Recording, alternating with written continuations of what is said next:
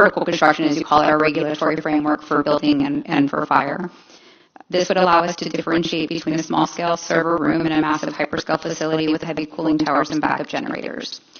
Secondly, we look at removing default by right approvals instead of allowing these projects to pop up automatically under office or warehouse zoning, requiring that every proposed facility be required to go through a discretionary conditional use permit or special use permit. It may be one of those things that we move forward with. Again, that's all subject to the discussions that come out and the ordinance proposal that comes to council. We'd also look at restricting where the facilities can be located. Reviewing them, limiting strictly to heavy industrial districts is one option, or another specifically designated zone that maybe we create that could require that it be in that zone. We could also still end up requiring that a conditional use permit or CUP or SUP, special use permit, be required even if you're within that zone to make sure that you meet those regulatory frameworks. Lastly, we look to adopt larger setbacks from residential neighborhoods along with enforceable limits on 24/7 mechanical noise, power draw, and HVAC cooling systems. Again, this is something that we're seeing across the state of Texas when they're doing some of their amendments. So we'd be looking at that as part of the process. As you mentioned, Councilwoman, it is a very lengthy process, and even if we wanted to rush this process and try to get it in 3 months, which I highly doubt we can, it requires a lot of public notice, a lot of public outreach. So we do need to route the proposed ordinance through the vetting process, which is DSTAG. And then after that, we typically have public meetings, right, when we do this, and we meet with all of our stakeholders. After that, then we would go to Planning Commission, and of course, it would end up at City Council for final decision and approval. I also wanted to speak to the IDA, which was the second request. So an industrial agreements are non-regulatory.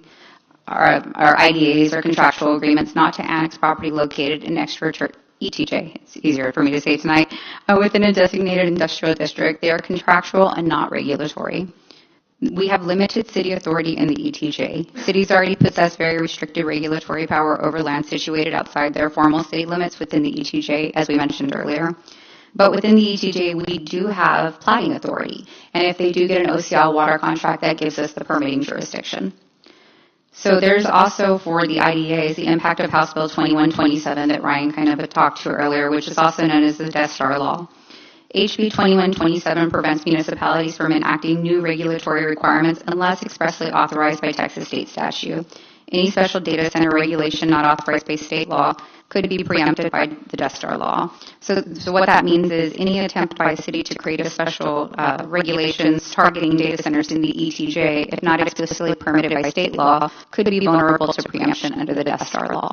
So in our mind, the best approach would be changing the Unified Development Code, which we do have oversight for within our zoning code, especially inside city limits. And in discussion for the moratorium, moratorium on property development is strictly governed by Chapter 212 of the Local Government Code. Cities have extensive public notices and multiple hearings over roughly 100-day lead-up, which Ryan kind of spoke to earlier. And then once approved by required 3/4 supermajority vote, a moratorium lasts a maximum of 90 days with one option 90-day extension, and then it's capped at 180 days for a period of 2 years before you can bring another moratorium, similar moratorium back up again. It is important to note that in doing our research, we found that Fort Worth is currently considering a temporary moratorium, not to ban the development, but to require that all of the facilities use closed-loop systems, which is a good thing, right? Because that kind of goes along with the governor's attempt to change the state law to require them use those closed-loop systems as a way to preserve water. And so with that, I stand by for any questions. Okay, Councilman Hernandez. I'm so sorry. Could I finish my 3 minutes? Yes. I didn't realize you were done. Sorry, Councilman. No problem. Thank you. Thank you so much, Yvette. On page 1, bullet point 2, you have it so that they wouldn't by right under a variety of different zoning. Again, the proposal would be that they don't have by right under any of the zonings. Right. So if we were to change today, right now, they could. It's not a definition that we currently have. So what we'd want to do is change the UDC so they're not allowed just by right within any zoning district. Any of them. Correct. Correct. I think it said maybe in point 3, and I'm sorry, perhaps you can email this slide. Sure. I was trying to make as much notes as I could as they were up there. One, you said basically that they would be considered under light or industrial, those types of zones. So They could be. So in other Texas cities, that's what they're doing. They're limiting to light industrial or heavy industrial uses. So again, we look at best practices across Texas as we're going through the vetting process, and that is just what we've seen, is that most jurisdictions are limiting to light or heavy industrial, and they're also adding a CUP or an SUP on top of that has to come before the regulatory body for approval. I know a lot of places are doing that. I agree. I would still say that the thought process behind this is still additionally excluding them from even those zones. So it would be very, very much like San Marcos, who did exclude them from all zoning criteria, all zones. Within, and the thing here is in city limits. And yes, you gave that slide where we're very restricted on ETJ, and I agree. And you addressed a lot of that with how even though we can't enforce a lot of this in ETJ, we can still employ standards. So that would kind of address the bulk of that second provision. That's mainly on just having these policies in place. And so if I call them point 1 and point 2, point 3, under point 3, again, under bullet 3.1, all, that would be my note there. And then under your point 4, that's sub point 2, the thought process with that, and I think you've hit most of that on there, is to have that very long stretched viewpoint, is that we're not going to get several popping up, and before we know it, now we do have the equivalent of large volume users drawing on our water supplies and things like that. So having that foresight so that they're responsible for connections, they're responsible for all costs, and potentially future supply and demand to get to that point. Kind of like we would for a large volume. If they came to us and we can't supply water, we could transfer that cost onto them to increase our supply, something like that. Okay, I think that's about the end of my 3 minutes. Thank you so much for that presentation. Councilman Hernandez. Okay, when we talked about having zoning, right? The moratorium can be for when you're in the process of creating the zoning, right? Correct. I mean, we're just talking a temporary moratorium. I don't think, like I said, from my perspective, it was not to ban something outright, but you want to make sure it's in the correct thing. And I want to go back to Municipal Chapter 48. Might have some reference to it. Everybody know Chapter 48? It has to do with sexually explicit or sexually oriented businesses that are only allowed in heavy industry. And it's an ordinance that was set up back in 1996 that kind of outlined, a lot more than just the requirement for the UDC. What I'm specifically, this might be a more comprehensive thing that we need to address as, for the city to look at it also from the perspective you'd mentioned from IDAs, requiring from IDAs. Well, the biggest issue I have concern with is from a fire department and the risk and liability associated with that. Well, if they don't want to join an IDA, then we put a specific requirement that our fire department can't go out to service that regardless of the mutual assistant agreements. I mean, there's got to be some recovery of risk and cost associated with that because you've got to maintain the fire department in that aspect. Now, we've been struggling to make sure that we fully support our fire department, and we're talking about 4-man units for the fire trucks, right? How do we get there? Well, if we need the preparedness for these data centers, specifically with the high heat and fire hazard associated with it, we need preparation for it. And how do you pay for that? So I don't know if there can be certain things associated with that, but I want to make sure that if we're going to have our people at risk, that we have some form to pay for it. And so if that's a possibility, we need to make sure it's more encompassing than just the zoning, that it also talks about what requirements are for fire prevention, what requirements are for the actual facility. There's. I want to make sure we're very specific on this because it goes beyond just where these things are located. Understood. We'll have Understand what I'm saying? to meet internally. So just so I have clarification, we're talking about those that are inside city limits and even those that have an IDA that might be in an industrial area. Right. I mean, not all IDAs are the same. Right. So these things can be tailored to these things to be specific. And I just, if they're going to be outside the city limits, and we have we have a lot of constraints on annexation, but there's still risk associated with it. That's why we created the requirement for compensation if we go out to an area not covered by an ESD, and then so we can recover some cost associated with it. This is a preparedness issue, and I know I've had several conversations with Chief Wade about not only this, but also electric vehicles and some other things. The preparedness for it costs money. You don't, it's not like you just automatically accept them to be able to do whatever's needed without being able to fund the preparedness. So make sure that preparedness is there available for them, and not put them on a spot where they're going to something they're not prepared for. And I'm not saying they're not. I'm just saying that you've got to make sure that we can find what they need. Understood. Okay. Thank you. Councilman Barretta. Here, I just want to, Peter, I just kind of want to caution, sometimes we have a tendency to, I tease my colleague, who I actually have learned to love over the last 8 years, but it was hard. But, I just say he's a solution in search of a problem, and the thing is, and I say that tongue-in-cheek, I don't mean to be facetious, just, right now we're directing you to do items when this is already, what is it, probably 4 committees are going to address at the legislature, very wise man told me, if he's listening, the Fed has all the money, the state makes the rules, and the local people have to solve all the problems.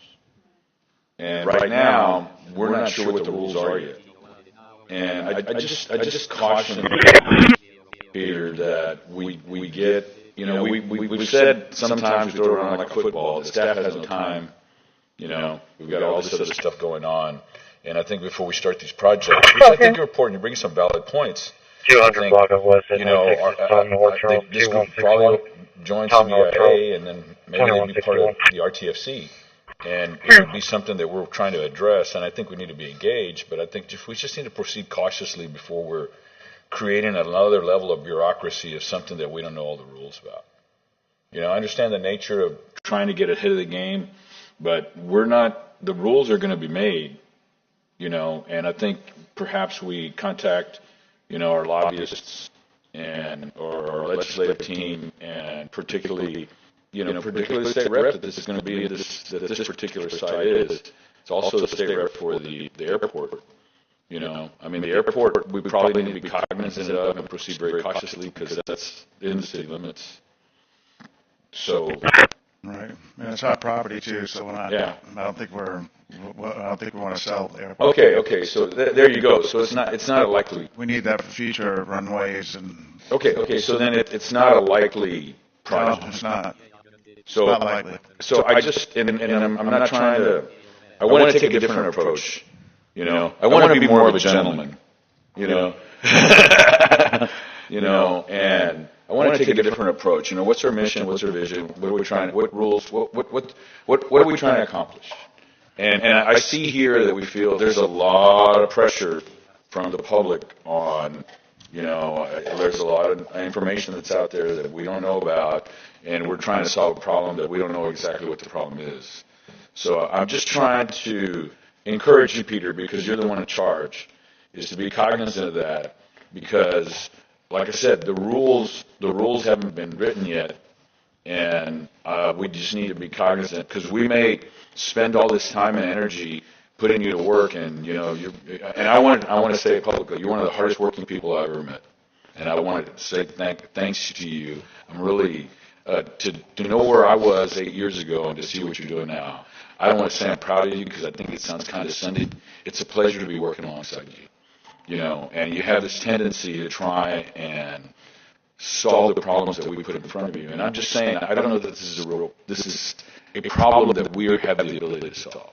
So, but that talk, Peter, was intended more so for you, when you delegate your team what to do. And so, I just wanted to make those comments. Okay, thank you. Thank you. I actually agree with Roland. I tried to reiterate that at the very beginning. I think we need to proceed with caution, not fear, get the facts because we don't know them. And then I think we need to leave it to you guys to come up with what we need, listening to some of the comments that were made by Ms. Paxson and Nikhil. But I think that we need to put it in your hands. And because we don't know, we really don't know enough about the data centers to just jump off. And we need to see what the state, that's just my 2 cents. Thank you. Councilman Scott. I agree with Councilmember Vaughn. Big love in here. I would ask you to move expeditiously, but it sounds like you have a mechanism going, so I would ask for 2 things: an expeditious movement and try to get a lot of eyes on it. I think there were a number of people that came today, and there's a public interest in this, and I don't want to have a conversation like we had like on the library, like, hey, you're not including us, and we're passionate about this. So if there's ways to increase public input, that would be awesome. Thanks. So I'm listening. I understand our UDC text amendment process is a lengthy process for that reason. And what we try to do is align with legislative session. So we're always watching a legislative session. And if the state makes a move, if the state implements something, we can pivot our amendments before we bring them to council. So that would be our plan, is do our research now. And then anything that is brought down from the state level, of course, we would incorporate. Yeah. Councilman Paxson. So again, sounds like you guys are already in this process that we knew was going to be a long one. I really did feel like being able to present this helps put that perspective, like this is the feedback ahead of the game while you're building that. Like this is the direction that I think is beneficial for the whole city, and if whatever that needs to be crafted in the background, the expert, and that's why I didn't write it in a way that was kind of nitpicking it. It was like this is the goal, if you will, like we're shooting towards this. So I don't know, Peter, do we need to take action then on 1 and 2? Because it sounds like they're already pretty much doing that. I don't think we need to. Yeah, I think they've already begun the process, and this committee's established and procedure established already. So we'll develop timeline, a more holistic calendar, and work with the council to see if we want to bring policy back for council consideration. Yeah. Do you know, Ms. Yvette, about when would that look like? I think there's 2 parts there. Is one, to begin to really be able to tell that story that we're already doing this, because it's a huge concern. It's a huge concern. And then the second is before it goes back into the background where work is happening.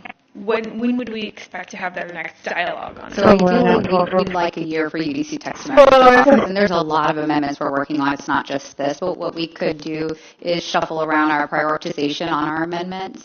And I would say that we could probably get something here in around the 6-month mark. However, that's all going to depend on legislative session, right? So if we see that whatever we're recommending doesn't align with the discussions, we may have to pause so that way we're not bringing something forward to you that we're having to amend soon after. But I think most of that, I think with the legislative session, the items that we're talking about is kind of like who fronts the bill for some of this big construction based on that presentation. I don't think it really addresses whether or not we can put into our ordinances. So I think it forbids that. I'll let Ryan speak to that, but there are also discussions for those additional buffers, the type of things that we were kind of looking at, not so much just the infrastructure, but how do we allow it to develop? What does that look like? How do we protect? Thank you for clarifying, but more to that first point, as far as defining it in UDC and being able to apply zone preferences, that was more kind of what I was going along. I know bullet point 2 was pretty much based off of what sounded like it was being discussed at the state level. I was hoping to get ahead of it because yes, the state's going to do that work, and like Councilmember Barrera said, let them pay for it, let them do. However, our charge here is to protect our citizens. So while they're doing that work, being able to do that locally is still, in my mind, very valuable because we do have some additional layers that they're not going to go right out for us.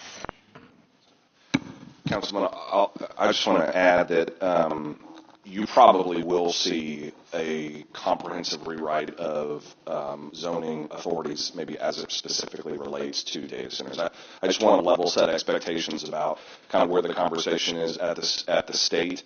And if they do so, it will, of course, impact what we have or what we have done to that point. So whether it's, the types of regulations we set for setbacks or noise abatement or whatever the case may be, there is a likelihood, I would say almost a certainty, that at least legislation will be filed to create some kind of statewide framework for that. So just to be prepared, I'm not discouraging any kind of conversation or decision making happening here locally, but just to be prepared for that. So I think that what that's said is we're just going to look at that, monitor it through the process, try to play as active a role as possible in advocating for the council adopted policies that we have on the books, as we always do.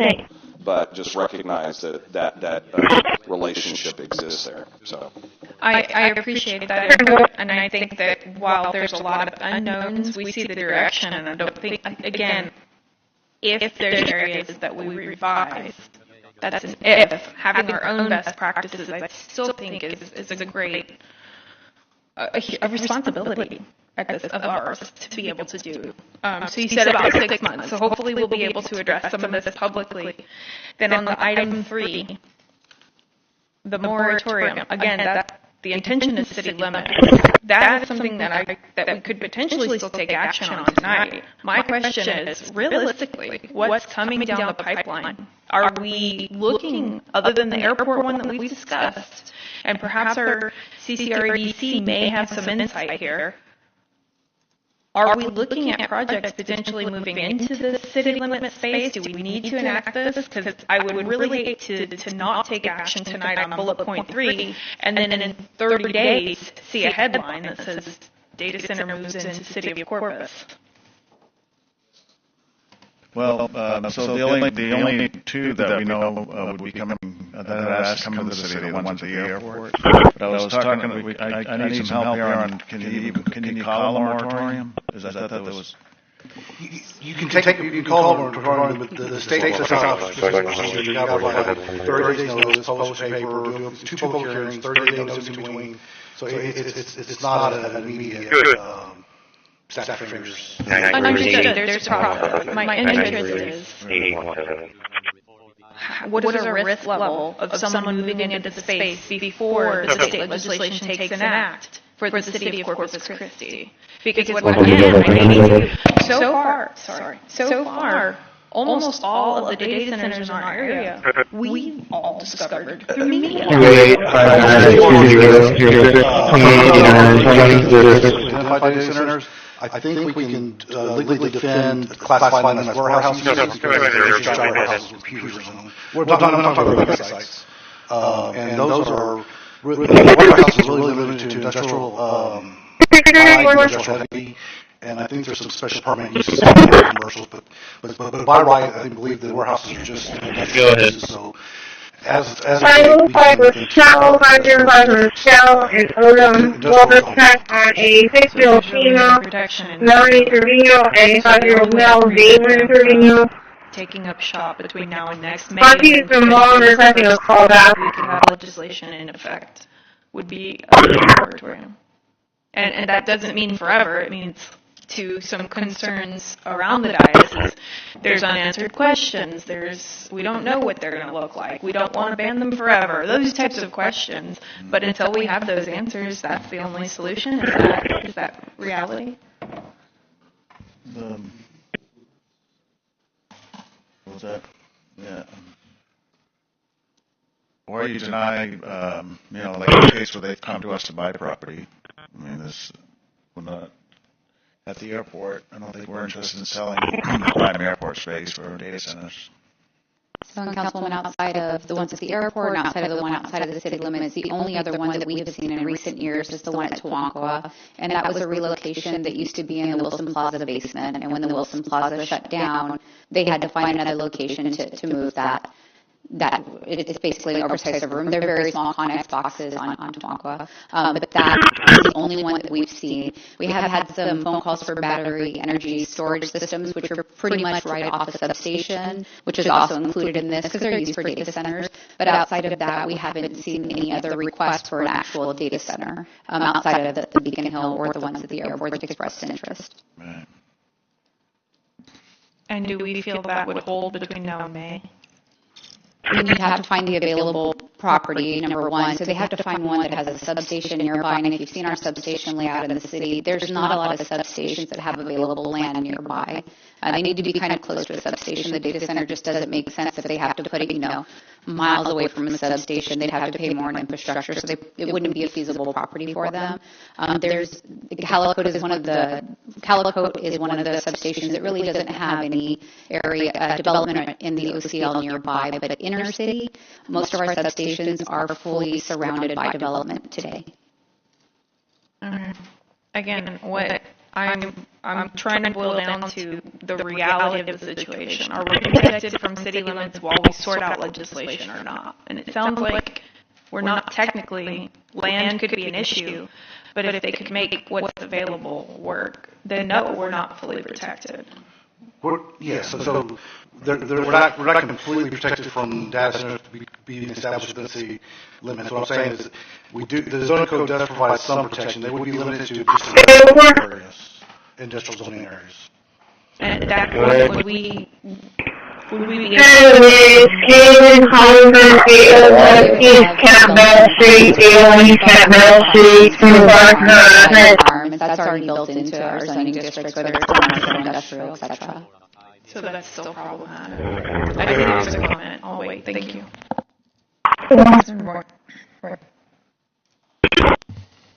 Thank you. I know this is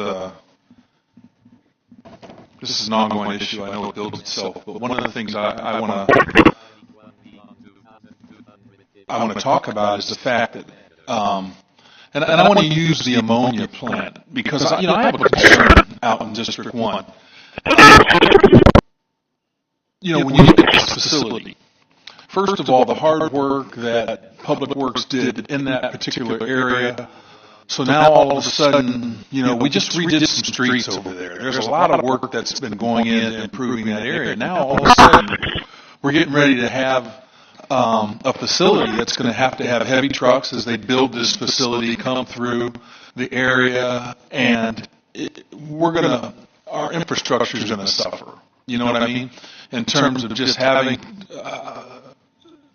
to build a structure like this and all the components of construction and all the different things that come into play, right? So it's going to put wear and tear on our streets. It's going to put wear and tear on other things. It's going to cause congestion in terms of what's already congested in Cow Island. And I want to make sure that we are communicating with the county, because right now it seems like we're worried about the city part, but what the track record shows is that a lot of these companies that are looking at moving in and they're buying land and farmland and that are doing it right and butting themselves right up against Cow Island, for example, right? Because had that ammonia plant been successful, they would have had an ammonia plant right there, right on the other side. If this, I asked you if they've already broken ground. They've broken ground already, so they've already started. So I want to make sure, Ryan, number one, that we are communicating. When Councilmember Barrera was talking, he said the federal, state, and then the local level, but he left out the county. And so I want to make sure that we are communicating with the county, because we need to be able to work together with them and have a plan in terms of how we're going to go through and protect our neighborhood and protect the city while these things are going through and benefiting the county. And I think that's really important, because what happens is, and you see it here in public comment, most of the people will sit there and they'll talk about the city. Well, Councilman Roy, are you aware of this and what the damage is going to be? nobody's sitting there saying, hey, how about the county? Did you know the damage it's going to do here and the damage it's going to do there? They're already asking us to fix their streets, which is a county street right outside. What is it, County Road 22? Yeah. And so we're having to bear that and take on that responsibility. So I don't know if you guys go to the meetings, but it's like anything else. Just like when we talk about the water and release of the water, we all need to work on those things, not just the city's responsibility. You know, it just seems like at certain times we have a tendency, especially to look the other way until it benefits them. And we need to know what the county's take on this. We shouldn't be blindsided.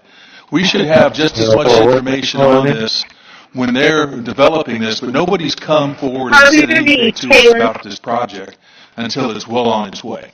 Does that make sense? Councilman Roy, we can start that. We can have that conversation with the county and also TxDOT, because Calicut is a TxDOT right away. Yeah, and I think that's how we're going to learn in advance, because I really don't think we're going to see a lot of, I might be wrong, but we're not going to see a lot of this development within the inner city part. I think what we're going to continue to see is areas out there right on the edge. Cal Allen is landlocked on one side, but it's wide open on the other side. In Robstown, they're looking for money. They're looking for ways to generate revenue.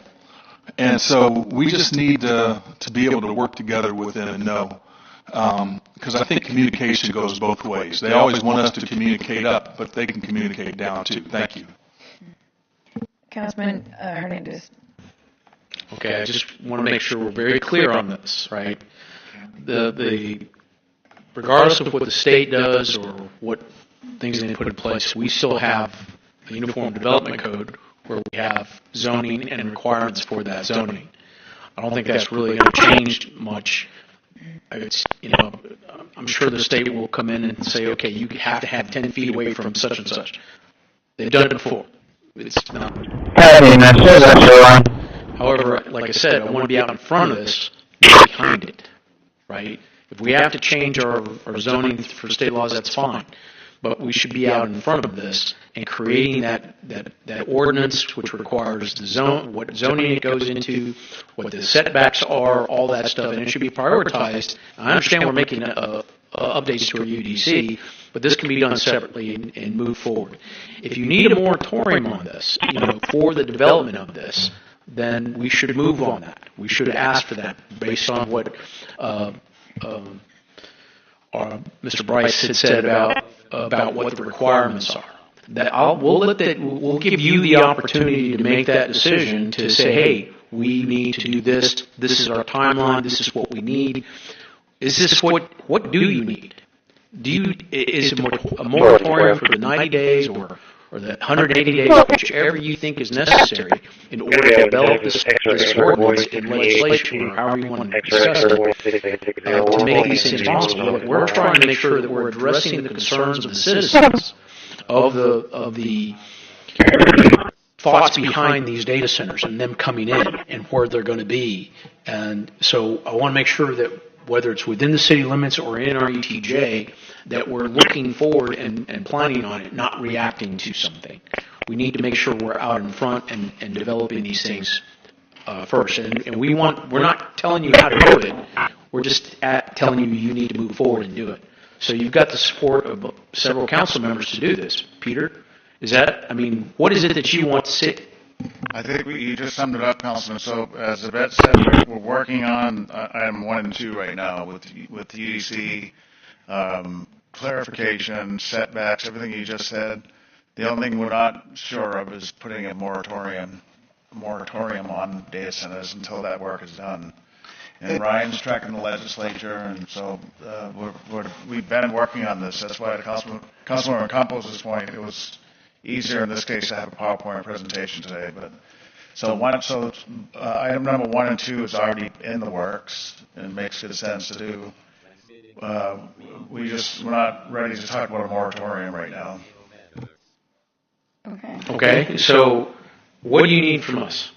Nothing. You know, I think I'd like to say something. I mean, we should do something to give you something behind you, right? We have the record. I mean, this is on tape, so you can make a motion if you want. It does say motion to direct staff to develop these classification parameters. You can do Okay, it. so motion to make the classification parameters around data centers and all associated aspects of it for zoning, as well land as use, zoning, anything that can be done within the ETJ. IDA options. And IDA options. Yeah. Would that work? Yeah. Okay, and if you need a moratorium, let us know. I'll make that motion. Okay. Okay, can you repeat the motion? Peter? Yeah, Peter. It's a motion to direct staff to develop policy on land use, setbacks, development standards for data centers, zoning, infrastructure necessary, potential IDA. Okay. Within the ETJ. Yeah. Within the city limits of the ETJ. Yeah. Is there a second? Okay. Councilman, did you have a comment? Go ahead. Here, I just want to say, once again, I think, now I'm going to say, it's a solution in search of a problem. I mean, we still don't know the rules, and we're going to put an overburdened staff to give them something to do when it's not likely that it's highly unlikely that any data center is going to come in within the city limits of Corpus Christi. And, we're developing regulation without any true path. I mean, once again, we already have the ability to ensure that the buildings are safe or whatever. I just think it's creating more regulation at a time with an overburdened staff, and it's not necessary because it's not really going to regulate anything. Yeah. I mean, so that's what I'm saying. I can't support this because I think it just creates more bureaucracy. And especially right now, I don't think we need that. We got a lot of problems to solve. I think. Okay. Yeah. So we have. Just to add to that, so we do appreciate that from Councilman Barrera. This is an emerging national trend, and there's nothing wrong with being ready to react to things like this. So I think we're ahead of the game if we do some minor adjustments to the EDC and just look at the issue. To not look at it, we know it's like Ryan said, it's a top of mind, top of government issue. I don't think it's really time intensive to do this. This is part of the work we do. Well, this is, y'all have been looking at it. Yeah, we've been looking at it. Ryan's been going to the legislature, so it makes sense to be ready and have our policies ready if a data center wants to come here, another one. In the city limits, right? Okay, so we have a motion in a second. Public comment. Who would like to make comment on item number 18?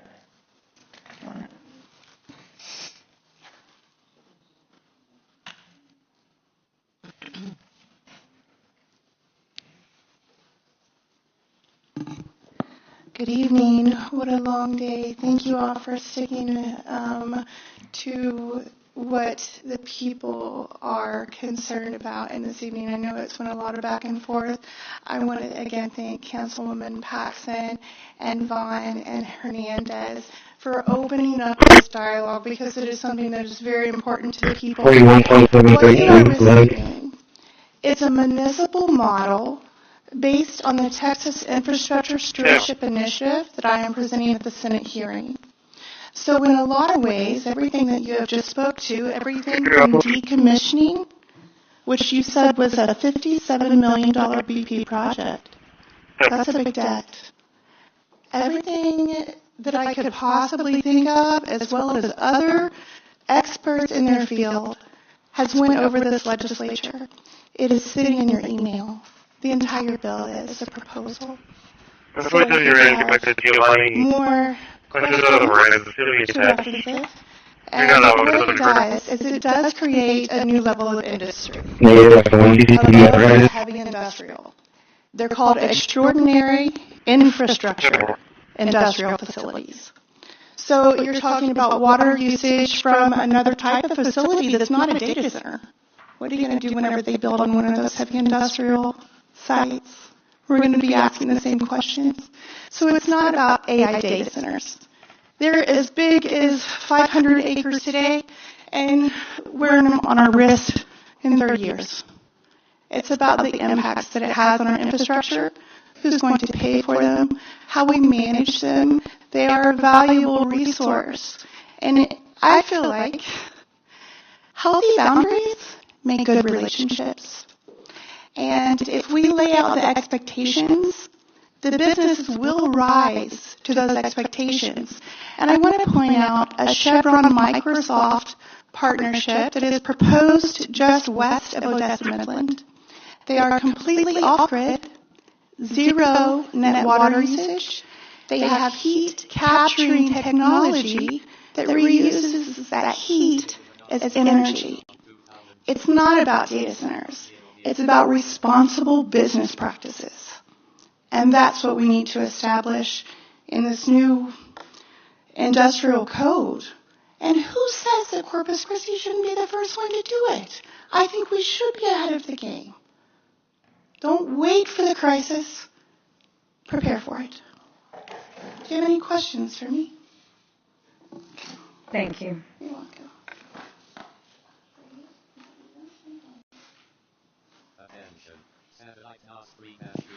Isabel, District 1. I just wanted to set the record straight. Y'all could have stopped this data center sprawl, and you should stand firm on a ban. You approved the removal of a section of the drought contingency plan last year that would have banned new water meters under Stage 3. You did this mid-water crisis. You call it a water crisis only when it's politically viable. You exposed us all with this thirst for exponential growth and economic development. The state wasn't ready for these, so the PUC is having to approve them in bulk. The Water Development Board's planning is way behind. It hasn't accounted for the growth. We're being overwhelmed, and now residents are going to see crazy electricity rates because Texas is so business friendly. You have some power here as a regional water provider. You tout that anyone wanting to keep developing while industry drains the lakes is to blame for data centers. If you're going to codify a definition for data centers and crypto mines, amend the drought contingency plan and put the section back in to disallow new meters. You have a tool at your disposal that you refuse to use to benefit residents. Use it. Nobody likes data centers, and I know you know that. Also, don't give them an IDA. You showed us how badly it can go with Bootstrap, that crypto mine. How many owners has that crypto mine had by now? They're going to go bankrupt and leave us with the bill.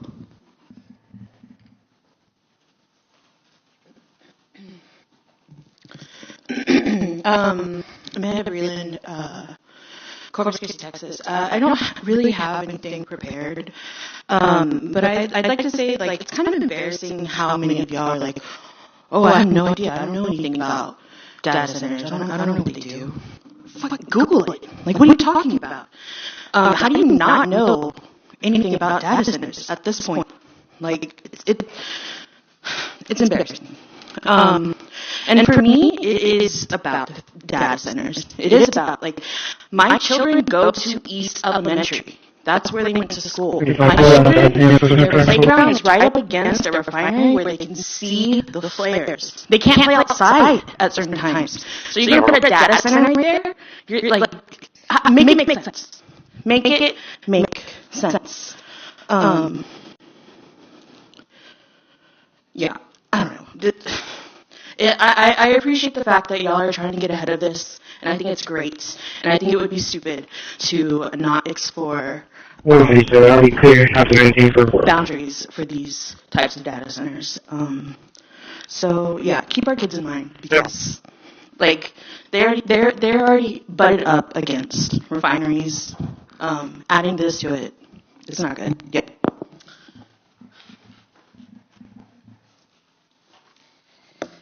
Rachel Carrillo, D1. Welcome to the party, Councilman Roy. As far as you are concerned, the community is working.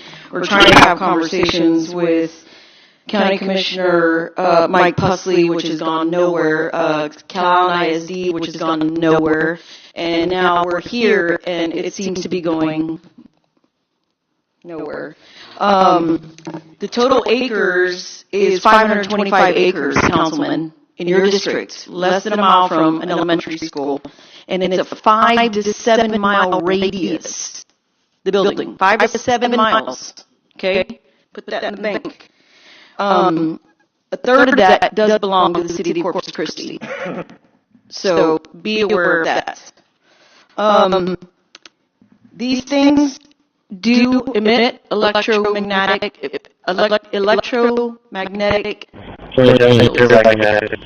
So there's no ifs, there is. And we have a city manager who likes to fly places to go look at projects. Why don't you just take a drive to a location that already has a data center of this size and stay there through the day and through the night to understand the sound levels and the light that it emits.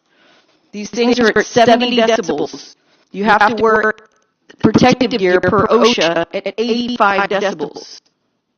That's how loud these things are. So I'm going to make a suggestion here. We have no water still.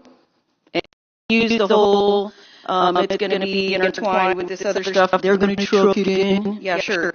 And the revenue, Councilman Barrera, is going to be the same as bootstrap, since we have an incompetent legal department who writes really horrible contracts in favor of corporations instead of in favor of this community. One of my suggestions will be is every city council member and city staff be forced to live within half a mile of these data centers if they support it and vote in favor of it. Period. End of story. That's my suggestion. Also, this is for the community. On Monday, July 27th, AEP and Centerpoint will be having a dialogue with our community. I'm surprised our own district representative doesn't know this. It's at 5:30 at the Lizard Orchard Fairgrounds, and they're going to be talking about 765 lines that are going to be required to be put in to provide the power for these data centers. 765s, just so you guys know, takes a 200-yard easement. And those things also emit loud buzzing sounds. Mark Minster, Corpus Christi. In terms of potential property taxes and revenue that is being talked about these data centers can bring, I just think that there's serious concerns of how, with how much these places will cost to construct and operate, and how much they'll cost to maintain over time, if they will actually be profitable. I think there's serious concerns, and that's just not just coming from me. There's a lot of input from data centers, from residents all over the country, and people are really upset about it. And there's concerns of if it's even going to be profitable. So just keep that in mind.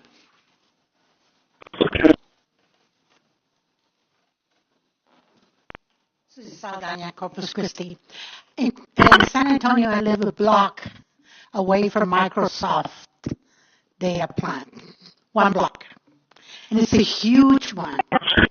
Right around Weissman. And it's a huge data center. Is there a lot of noise? Nah. But the electricity is horrendous. You know, that's taken out of there. And I can guarantee you one thing. We don't lose power. When the whole city of San Antonio loses power, we're close by, it doesn't lose power. But I think you're doing the right thing by taking the time to check it out. But I wish that you would take a look at it. The one next to my house over there is Microsoft. Mr. Miller, 2211, contact Ms. Teresa Payne in regards to someone staying on a camper on her property that should not be there. John Lee, Corpus Christi native. Ma'am, you said yourself that we had to find out over media about the data centers. You mentioned that they're not considered data centers because they're in a warehouse. There's no difference. It's still a data center.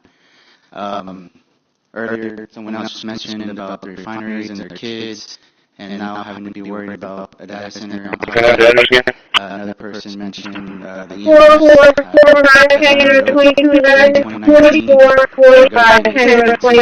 5G towers everywhere around the city without anybody knowing. Everybody's quarantined. What do they have? EMF.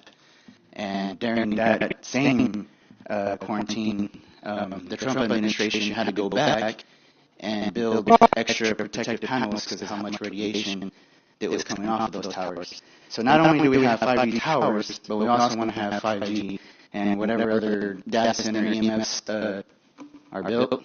And if you ask me personally, it's like we're going to live in a giant microwave. And, I mean, microwavable food is not safe for you. So, thank you. Anyone else? Okay, we'll close the public comment. We have a motion and a second. Please submit your vote. Yeah.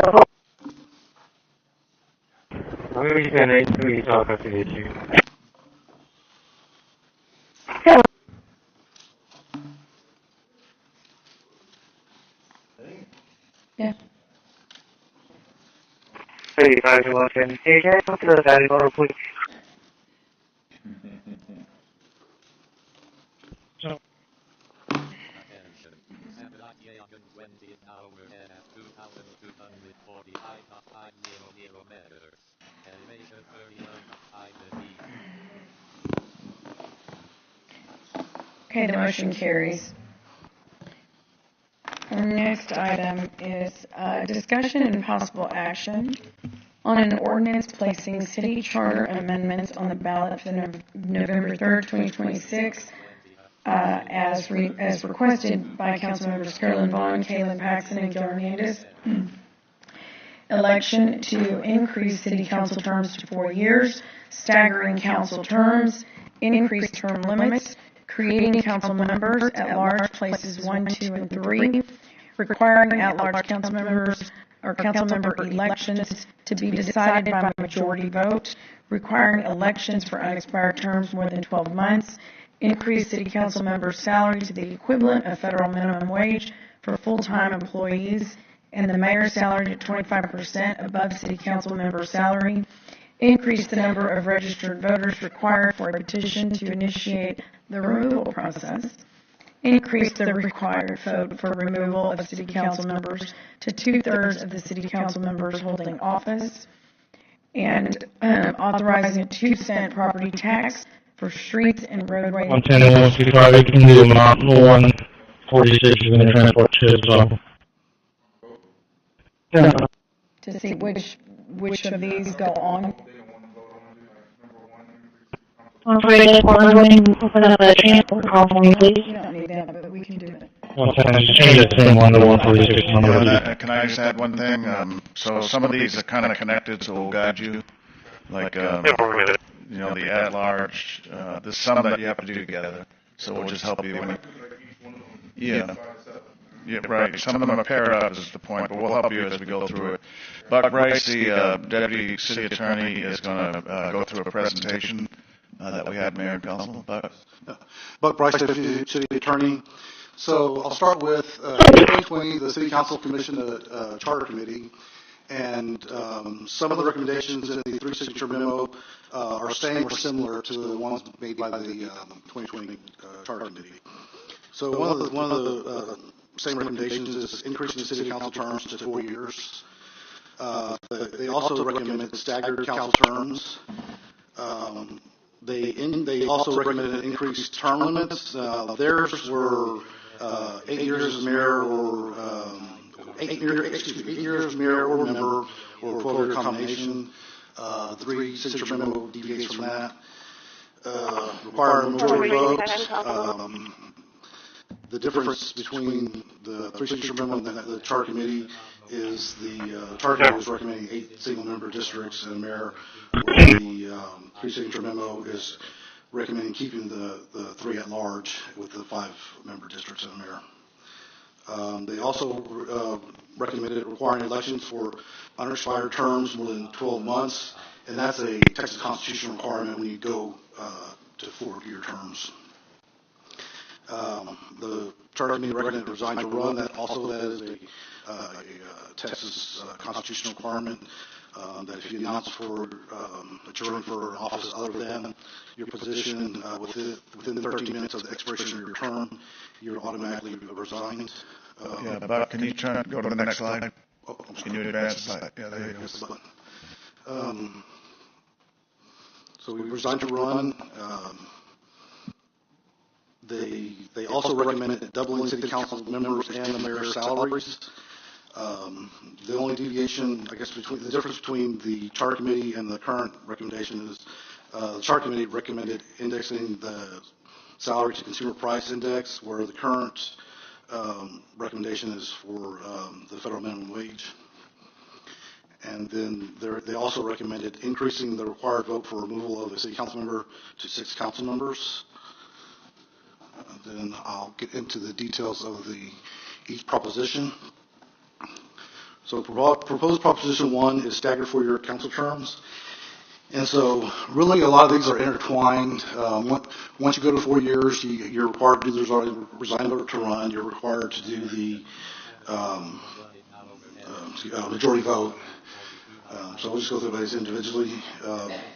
So obviously the proposal is to increase the city council terms for 4 years.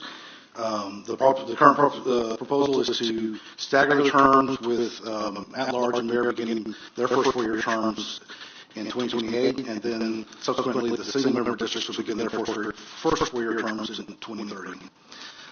The proposed increase in term limits is 12 years, unless completing less than a half of an unexpired 4-year term, then it would be 14 years term limit.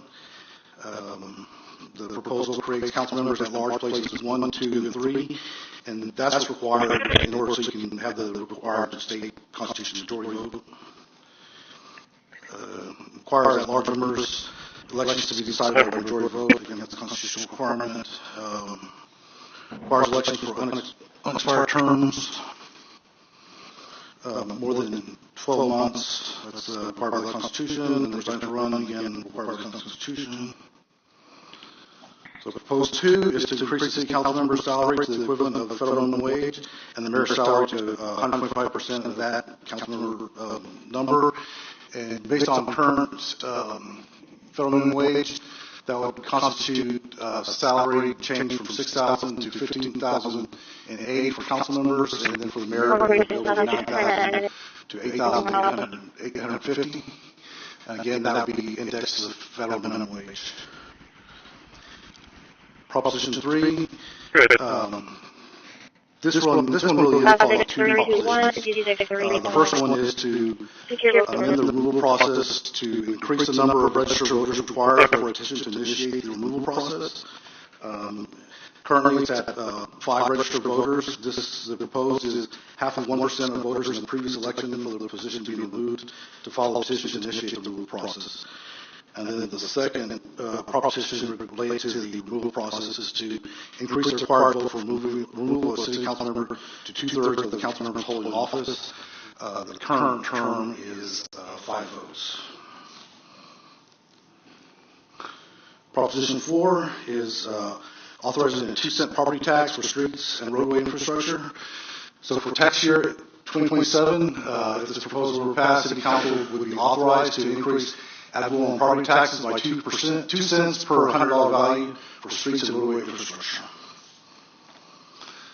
Potential next steps: any City Council recommended charter amendments can be included in the special election ordinance, potentially for first reading on July 28th and second reading on August 11th, or potentially just a 1-reading ordinance on August 11th. And to Councilman Cantu's request, I would say Proposition 1 is all intertwined and it would need to be approved together. But Proposition 3 could be split into 2 different items. Do there are paper copies of that PowerPoint, Buck? I do not have. Okay, well, Ray will help us make some, but I think it would be helpful for the council to go through this. For the Councilman Cantu, we'll make some copies for the council so you can have it ready. That concludes the presentation? Yes. Okay, Mayor, that concludes the staff presentation. Okay. Thank you, Buck. Councilman Hernandez. Okay. So we had this charter committee done in 2020, and they made some recommendations, and I want to kind of go through some of the issues. They did make the recommendation for staggered terms, and however, they did want to change it to all single-member districts. Now, the challenge behind that was that in our current system, you can vote for 5 council members. If you went to all single-member districts, you only vote for 2. Your single-member district and the mayor. So by keeping the existing system, you can every person can vote for 5 council members in their election process. So it's to give more voting to the actual individual voter as opposed to what they would have if it was all single member districts. So it was a good idea in the sense that they wanted to, make it more specific to individual districts, but I think the way we have it structured has, we're used to it. Now, because of the 4-year requirement, we cannot do a plurality vote. That, I believe, is through state constitution, that if you have a 4-year election, you need to have a majority vote. Majority vote means that for whatever position you're in, you need to have 50% plus 1. So that necessitated splitting up the at-large from just being, what are the top 3 people to have individual places that you would file for individually, similar to single-member districts, and then have to win by 50%. There was always some questions about, with a plurality vote, you could win an election with 12% of the city's vote, which is, well, this would address that issue. So with that, for Proposition 1, you would have you could do the staggered terms. The proposed version of it was to do the mayor and all the at-large in 2028 and all the single-member districts in 2030. So in 2030, all the single-member districts would run for a 2-year term. I don't know if there's anybody who wants to discuss or have questions on or that would be Proposition 1 with regards to that. Proposition 2, and I'll just go through all of them. Proposition 2, we've been talking about the cost, the pay associated with city council. Back in the early 80s, minimum wage was around $2.35 per hour, which equated to about $5,000 a year when you multiplied it out by 2,080 hours. So instead of having the static number that was set back in the 1980s, just set it to a specific item, federal minimum wage. No one's going to get rich off of getting paid minimum wage. It's just in order to compensate a lot of the time and hours that council members spend for not only here, but traveling to Austin to participating in lots of town hall meetings and whatever associated with it.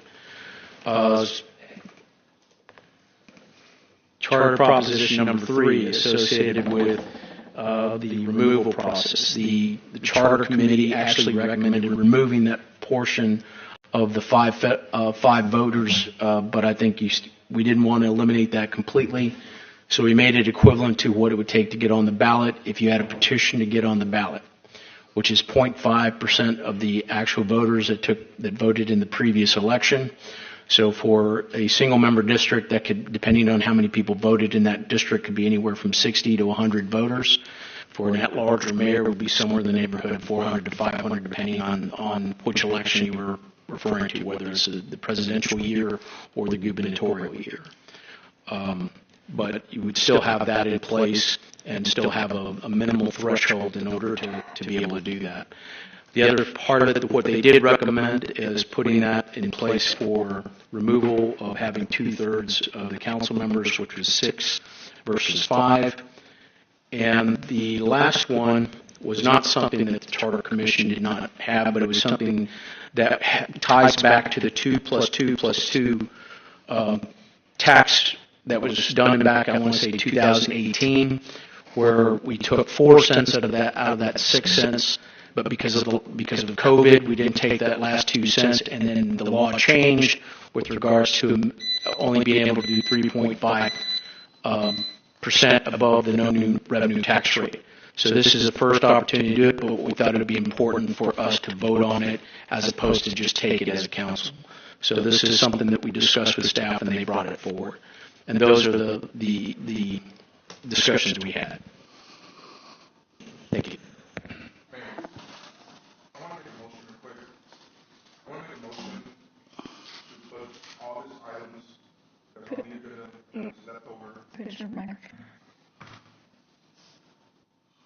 I would like to make a motion with all the items 19, 20, 21, and 22 to put on the agenda for next week, Tuesday. It's going to be 8 o'clock. By the time we go through all these items, we're going to leave here at midnight. Item number 19 is a lot to discuss. I talked to Peter, and Peter said that we could, there's enough time to put this on the ballot if we do it next week and do one reading. I just feel like, we have to be here tomorrow at 9 a.m. We're going to be at City Hall all week. I just feel like it's too late. How are we going to concentrate and make decisions at 8 o'clock at night till midnight? I mean, it's just... You're making a motion? I'm making a motion, yes. Okay, so we have a motion and a second to take items 19 through 22. 22. 19 through 22 and move those to the next meeting in light of the evening, the time. And Mr. Zoni is saying that's... Yeah, we can do that. So this item next week, it could be on for a discussion and a vote. And if there's no vote, it's just discussion, then we do a one reading ordinance in the first meeting in August. Okay. Yeah. That's good. All right. Yes, Councilman. Okay, if that's the case, Peter, I don't have a problem with that, but you would need to have to write up the ordinance because, if we do one reading, I'm a little concerned about that, but if we have two readings, we have two more meetings between now and when this has to be in to put on the ballot. So if you could write up the ballot, you have the ballot language, but write up the ordinance associated with it so we can have that and review that as well for next week. Okay, that's good. We can do that. Okay, thank you. Okay, so we're gonna table these two items. Motion and a second. Please submit your vote. Table 2 items. I'm sorry, not 2 items. 4 items. We're tabling items 19, 20, 21, and 22. Mayor, did you ask for public comment? I don't know if you... Pardon? Public comment prior to the voting. To table it? Yeah, we usually ask for it before you take any action. I'm good. My name is on the fact that we're tabling, not the items, just that we're tabling. I know that's weird, but... Make sure you make contact with the county. You guys know that City of Corpus Christi. Very against this. Been here all day for a reason. We all tuned in, and we definitely want to talk about this. I'm sorry if you're tired. We're also, you ran for this job. It's part of it. We've been here much later than this. It's 8. I was kind of expecting to be here for another 6 hours if necessary. This is very frustrating, but I'm very against this. Please don't table this. Let's dig it out. Let's talk about it. Okay, anyone else? Isaiah Dallas, Aldulsa. As he said, we've been here all day. I've been here since 2:30. I've seen many other people here since 2:30. 3 since y'all reconvened. We've been waiting here all day as y'all fight against an issue that affects not Republicans, not Democrats, but all of us. Y'all have been making this issue an extremely partisan issue. Y'all have been making this an issue about cost when I know I'm not supposed to mention this bill yet until tomorrow, but when this bill increases cost, if cost is the big issue, then why are you asking voters to raise your wages? Doubling them. We've been waiting all day. Y'all ran for this job, as he said. Y'all knew what y'all were getting yourselves into when y'all signed up. Y'all knew what y'all were getting yourselves into when you took an oath to serve the people of Corpus Christi. You knew that you would be here for countless hours, be it 30 minutes to 12 hours. About a month ago, y'all were here until 2 a.m. because y'all kept having screaming matches at each other. Y'all have proved that y'all do not prioritize the people of Corpus Christi. Y'all prioritize y'all's egos. Y'all prioritize what you can do for yourself. You prioritize being louder than the other person. Okay? Now I have about a minute left, and I don't know what to say, but I do know what to say. I do know that I am disappointed. I'm not disappointed in each of you specifically. I'm disappointed in the city. I'm disappointed in what our government has come to. When I was little, I was taught that the government was supposed to serve people. I was taught that the government was supposed to listen to the people. I was taught that the government was supposed to explain difficult things to the people. I have been involved in politics since I was 11. I have been attending city council meetings in Alice. I've worked on numerous campaigns. I volunteer for the Justice of the Peace in Precinct 3 in Nueces County. I have seen what government can be. I have seen that people have waited hours, have gone into long nights. A couple weeks ago, I was volunteering at the Justice of the Peace, and this man, the defendant, didn't show up for 2 hours. And you want to know what the judge did? He sat up there on his bench for 2 hours waiting for the defendant to get there. He kept the jury there for 2 hours waiting for the defendant to get there. He kept the jury, who got paid $6 to travel from all over the region, all over the county, to a little small town in the middle of nowhere, surrounded by fields. They got paid $6 and they waited 2 hours there. Y'all are getting paid much more than $6. So I say that y'all wait and y'all discuss this one. Thank you. Thank you. Anyone else? Okay, we'll close that public comment. We do have a motion and a second on the table. Please make your vote. Need a voice vote, please. What's that? Voice vote, please. Oh, okay. Councilwoman?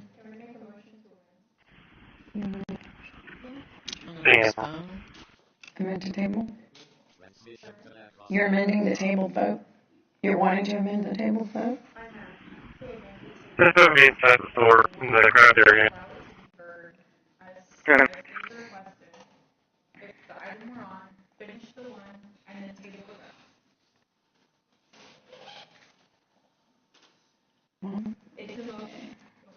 You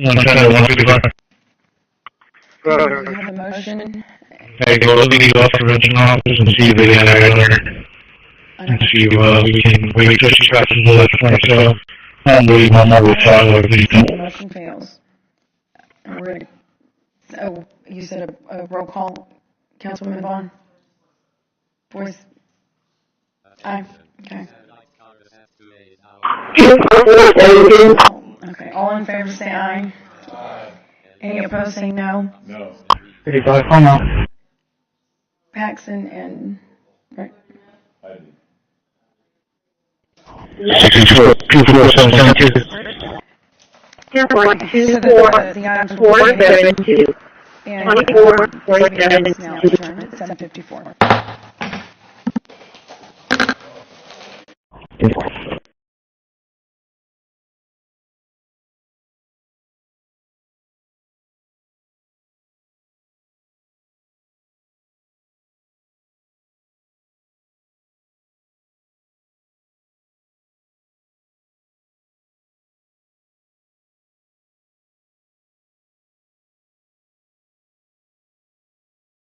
Transmitting KION6 on 2245.000 meters.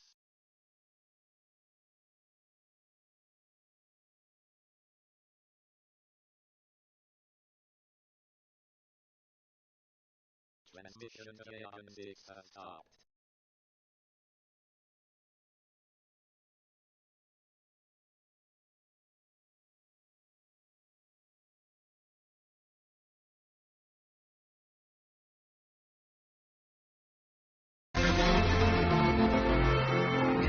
Well, welcome back. Good Tuesday morning, everybody. Thanks so much for joining us this morning. I'm Maria Bartiromo, and it is Tuesday, July 21st. It is just before 8 a.m. on the button on the East Coast. We've got breaking news right now. The Treasury Department announcing the successful implementation of a new government-wide payment verification process. The process designed to help stop federal payments being sent to deceased individuals. The department identifying nearly 5,000 payments worth approximately $99 million, all linked to deceased payees. Joining me now is the Treasury Secretary himself, U.S. Treasury Secretary Scott Bessent. Secretary, thanks so much for spending the time. Can you walk us through the Treasury implementing this new safeguard to stop payments to deceased people? How significant an issue has this been? Well, Maria, good morning, and good to be with you. And look, this is part of what President Trump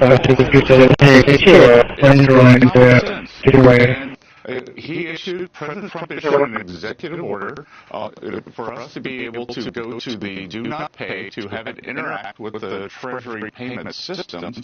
And as a result, so far we've saved about $100 million payments go to deceased people, and would have gone out. We think that there's up to 350 million that we can stop before the end of this year, and that goes along with the Vice President's task force on eliminating waste, fraud, and abuse in the government. The GAO estimates that it might be this number might be up to $500 billion, which is about 1.66% of GDP. So that could go a long way towards paying down the debt, providing more services. And this is just the start, Maria. That is incredible. I mean, for all of the fighting that we've seen back and forth between the Republicans and the Democrats about governing and about allocating capital and spending money on projects, to think that there's all these millions of dollars or tens of millions of dollars that have actually been, on the cutting room floor because of fraud and waste that people just weren't paying attention to. I mean, is that all it is, that people didn't look and investigate this the way President Trump has directed his agencies to? Well, look, in the Biden administration, HHS got rid of about 50 or 60 of the people who were charged with monitoring. Maria, what's important here is that we are stopping the money from going out. So once the money gets out, trying to retrieve it is very, very difficult. So stopping it at the source here is our goal.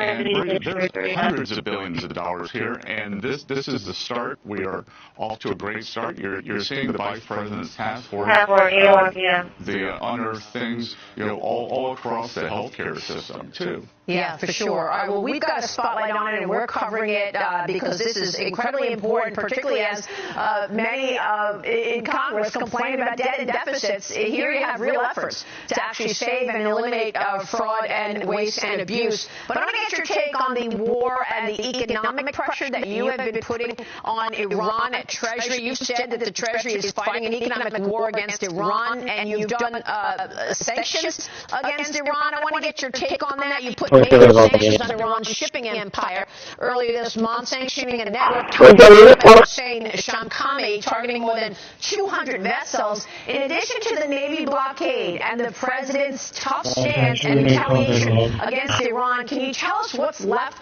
in terms of your purview, Iran sanctions and the economic warfare that can still happen against Iran? Yeah, so we had a very successful Epic Fury, which was a six weeks campaign, eliminated the Iranian Navy, the Air Force, a large part of their missile and drone stockpile, destroyed most, if not all, of their capability to rebuild, and then we moved on to what we call economic fury, and that's a 1-2 punch. It's the blockade, and then what we're doing at Treasury, and we are tracking these accounts all over the world. We froze a crypto wallet leaked to the IRGC the other day, about $130 million. We have found the money man for the Ayatollah. We are tracking the Ayatollah's properties around the world. We hope to soon be able to print his $100 million plus properties and show the addresses. And we're preserving this money for the American people, but most of all, we are constricting the regime. Their currency has collapsed. It is at an all-time low versus the dollar. It's in free fall. And we think the inflation rate is upwards of 180% in Iran. So, the government is causing the people to suffer, And we're going to keep pressing, but we're also going to marshal the resources and save the resources that we recover for the Iranian people when we get on the other side of this. So how much of Iran's ability to finance the IRGC would you say has been disrupted? And are you prepared to put sanctions on, for example, Chinese banks if, in fact, you find out that Chinese banks or Chinese companies are continuing to purchase Iranian oil and trying to support the IRGC? Well, we have sanctioned Chinese, what are called so-called teapot refineries, which are the private refineries, and we've seen a substantial decrease in their purchases of Iranian oil. The Chinese in general, because of the prices and because they have a very large strategic petroleum reserve, have dropped their purchases of crude over the past few months by about 40%, and that's directly pressuring the Iranian regime. And we put the blockade back, and I tell you, the blockade is powerful financially, but I think it's also very powerful psychologically. It cuts Iran off from the rest of the world, and we also had the ability to interdict the Iranian dark fleet once they are out into the Pacific. Yeah, that's incredible. We're going to be watching all of that. Secretary, I want to move on to AI because, of course, we are producing and programming this special week this week, talking to the most important companies and individuals in this AI race and this amazing build-out. The Lindsay Group recently reported that the Federal Reserve found that the capex of Amazon, Google, Meta, Microsoft, and Oracle reached $412 billion in 2025, or 1.3% of GDP. Some estimates for 26 are north of $700 billion. We just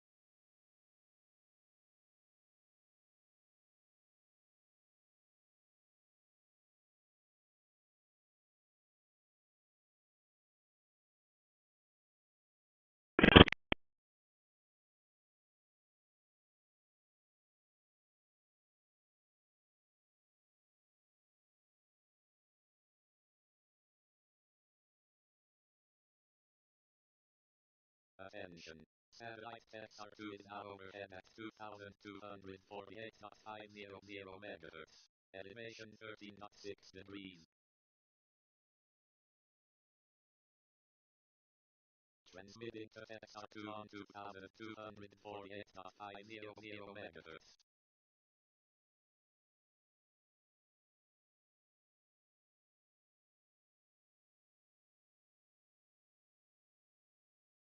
Transmission of SR2 has stopped. Transmitting to NO2 on 2,245.000 MHz.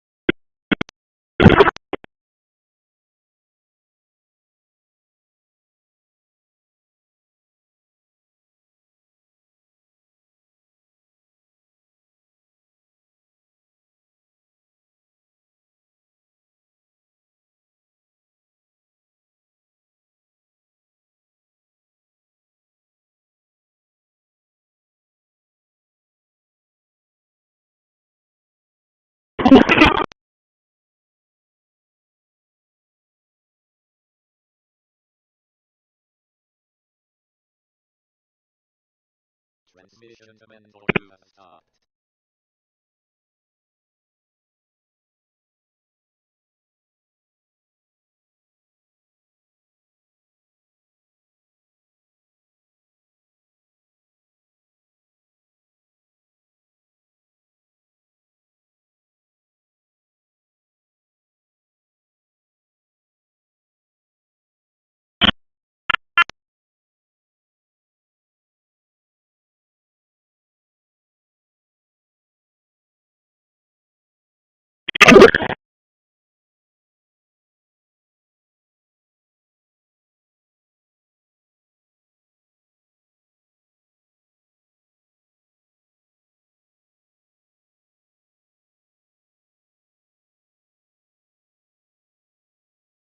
Attention.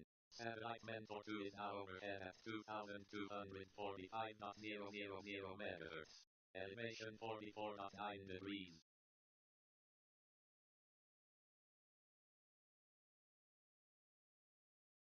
All the way to station coming back around to the city.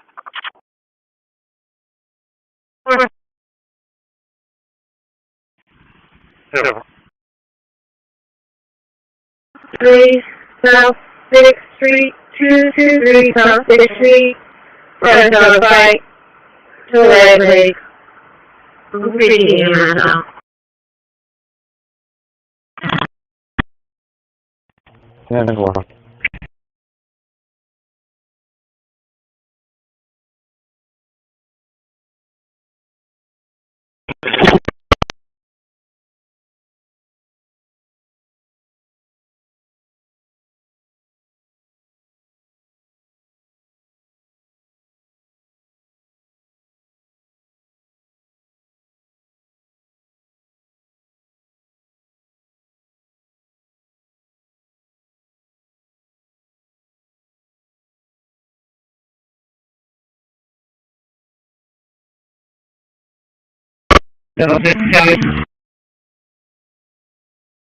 Channel 6. Can I get a 51 to my location? I'm going to be off of 70 Center in Odom at tracks across from Bay City. It's going to be for a pickup truck. 10-4, please, train.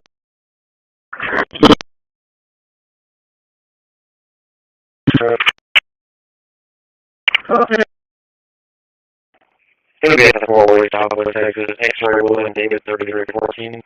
X-ray William David 3314.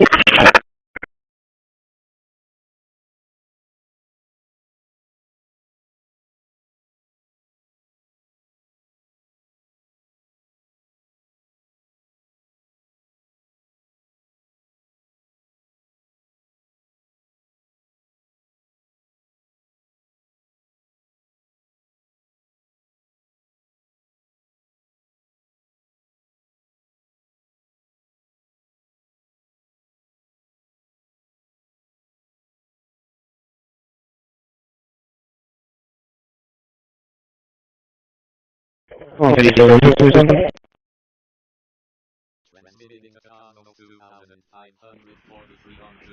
Good. 4256 0913 4256 0913.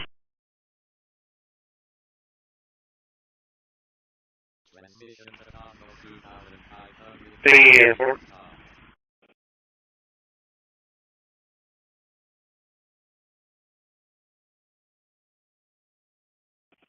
I got my phone number and date when I'm ready.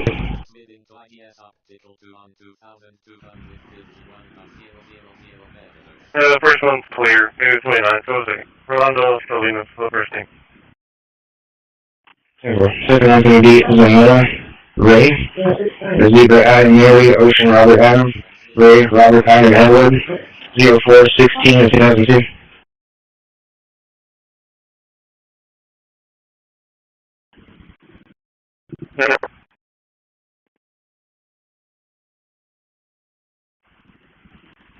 They're looking for the filling on Ray. Rebuild. 27, 4.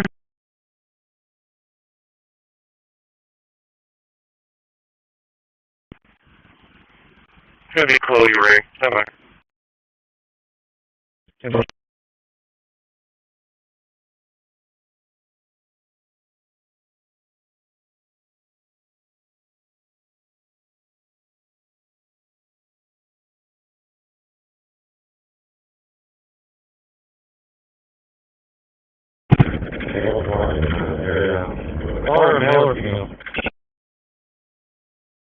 The car going to be his wife. It was her husband, that was it.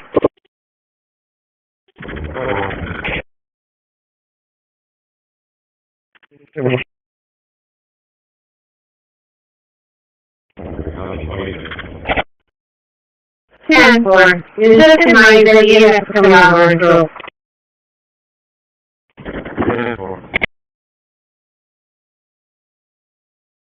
Attention. Satellite Cosmos 2543 is now overhead at 2240.000 meters.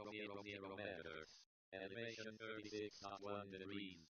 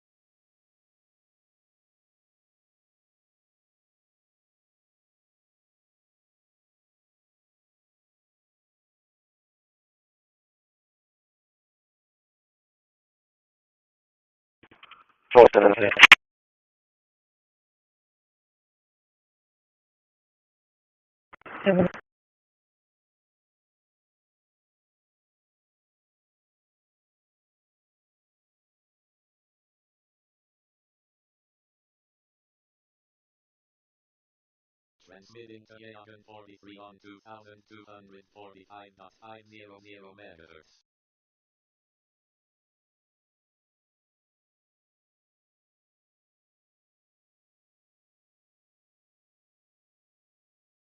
Transmission to Yagan 43 has stopped.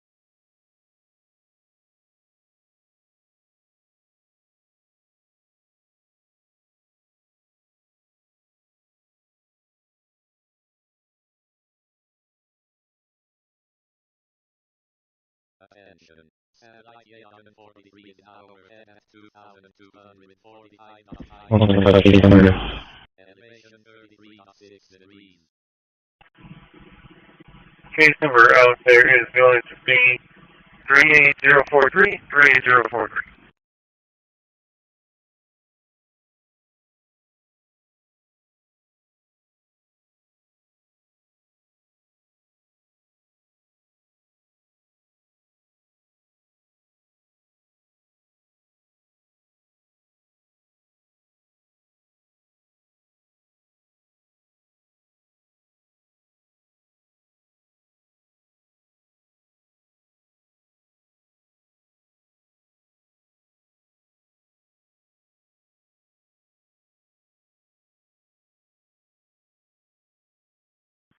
Extreme call will be 20 minutes.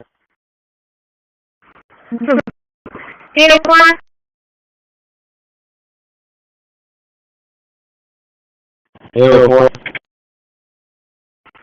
Medic asking the age of the white victim. 804, can you say my... Medic is asking the age of the white victim. 47 now.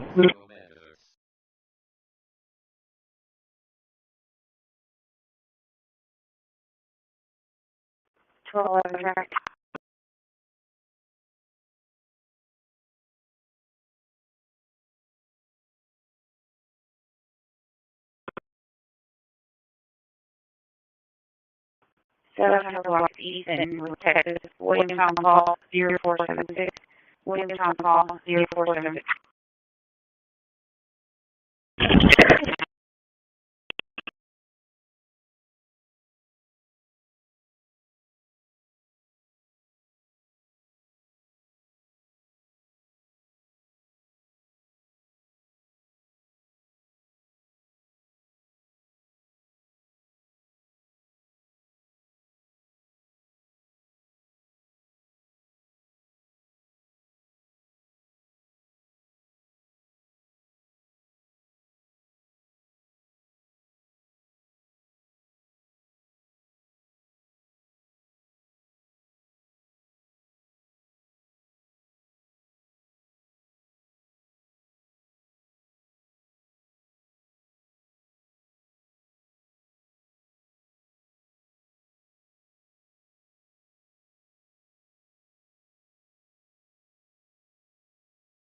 It was 527.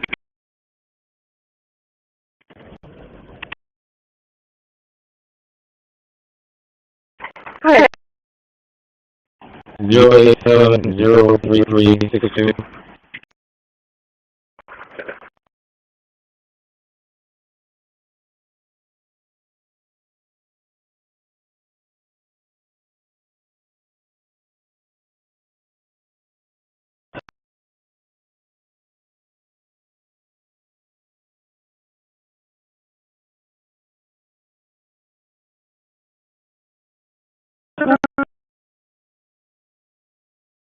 Transmission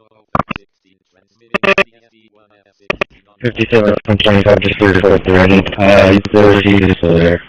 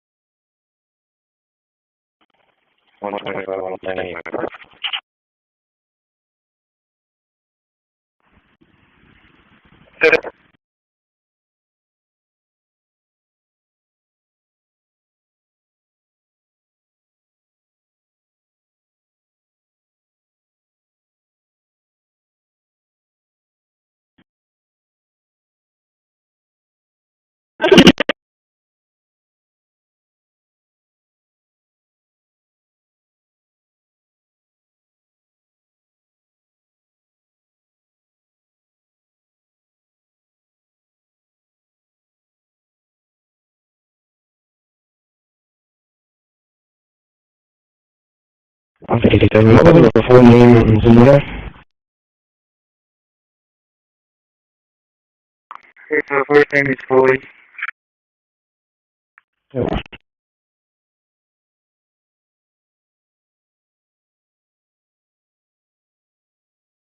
Attention.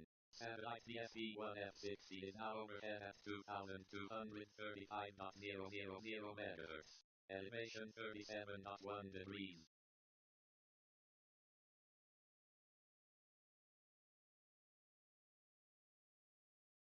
Transmission to CSE-1F6 transmitting to Leon 70 on 2,245.500 meters.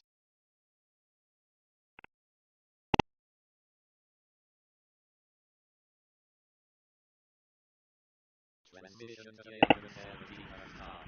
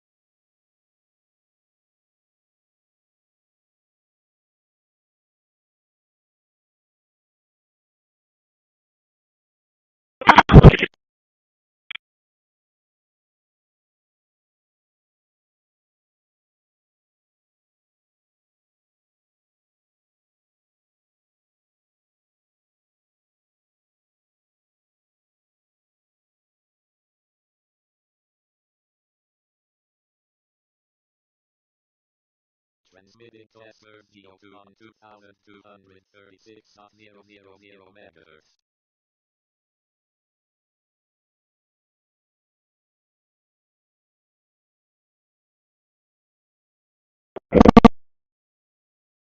Transmission to SRGO2 has stopped.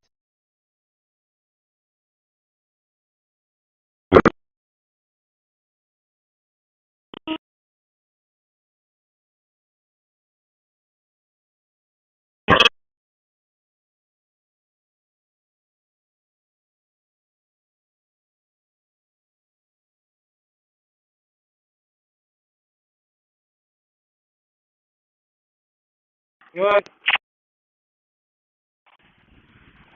You took the area of Broadway and Fulton, where the school used to be. Got a number of male people that were arguing out there. Females wearing red shirt, red shorts, males wearing a black shirt, black pants. 125 10 4. 1246, still being routed as well, coming from north-south. Go ahead and clear me off this transport call for now.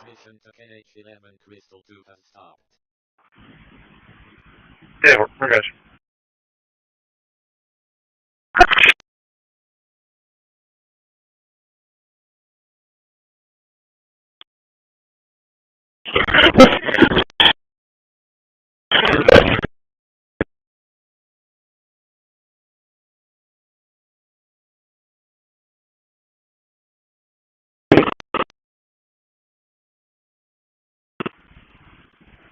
What did you say? You still need the data room club? Hello?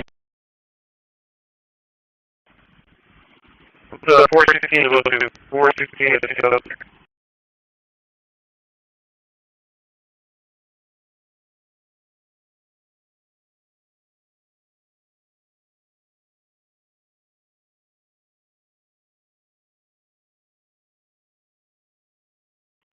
So they just come here about.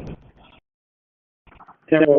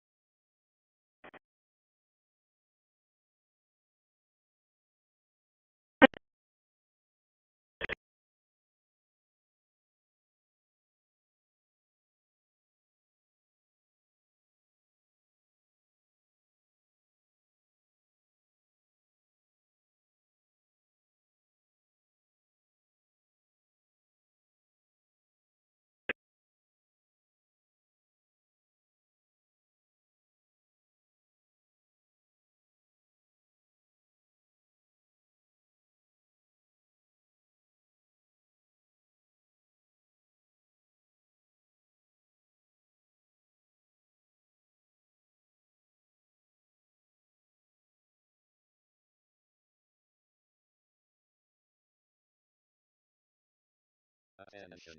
Satellite SRG2 in overhead 2,236.000 meters. Elevation 37.2 degrees.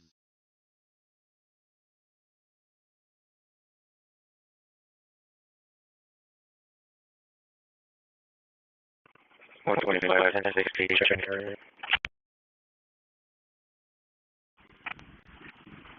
No.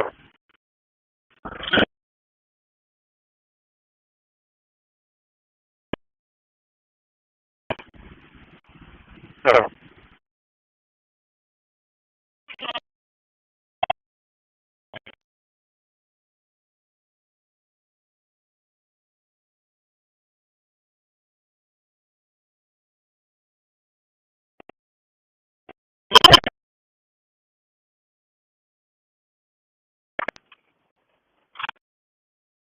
All for 6, I put that off.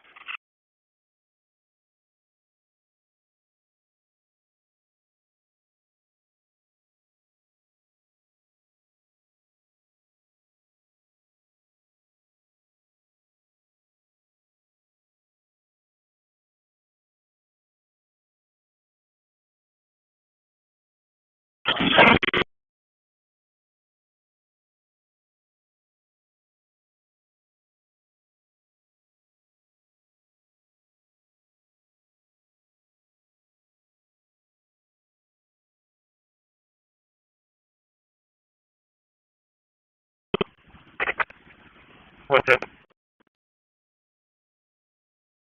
Good. We can work the stress some more.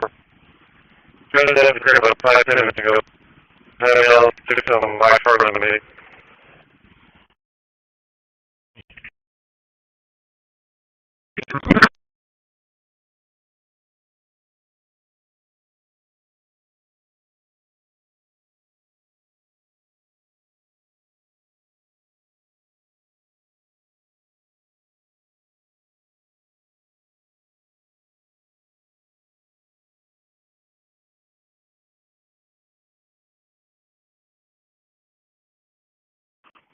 Once on the inside was the RPA to give a direction to traffic.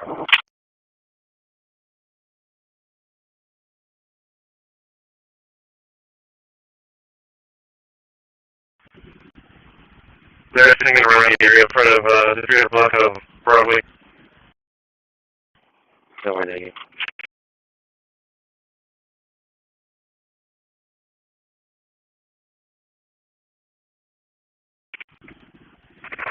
What the mail that had a great video position across the upper and had something green hanging out of the hitch. Hey, but, over there.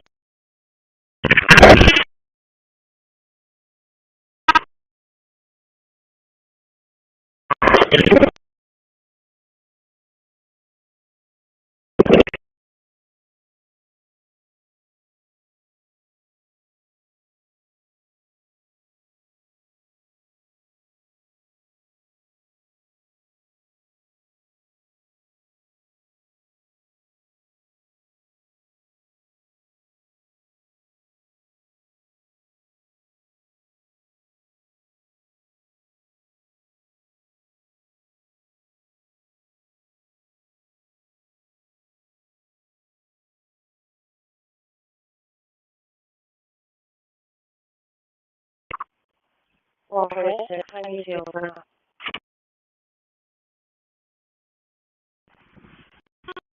Yeah.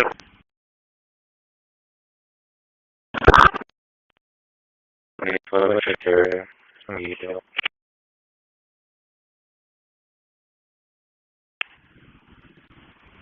Yeah. 125, whatever, you can assess that. Hold on, 13 or more.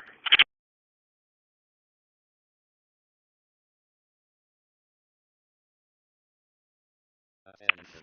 Satellite on is overhead 2,276.000 meters. Elevation 23.4 degrees.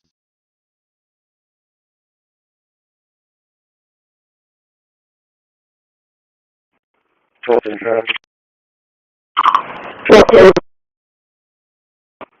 Yeah, with Texas, William X Roadway 2366. William X Roadway 2366, stand by for location.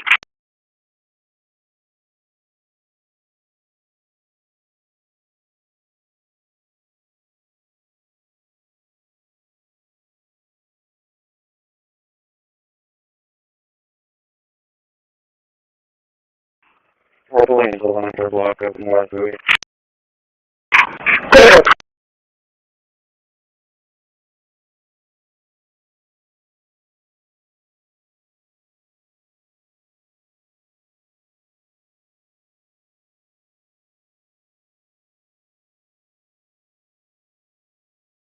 All range day Portland.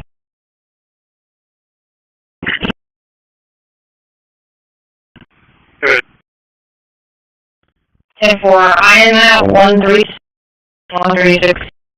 Anchor for my unit, take it to,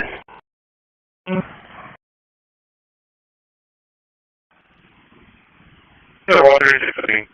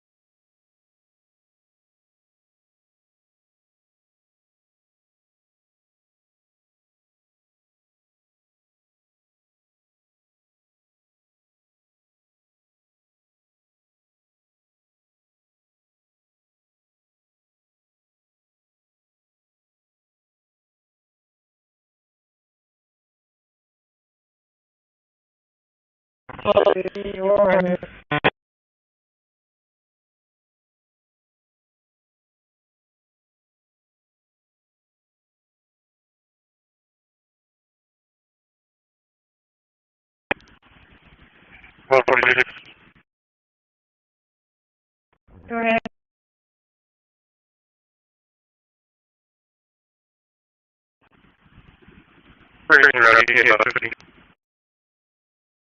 Thank you. Transmitting to Yagan 30 on 2245.500 megahertz.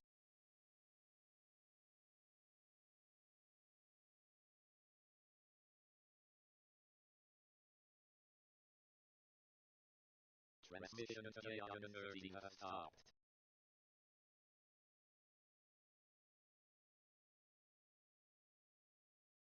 One time here.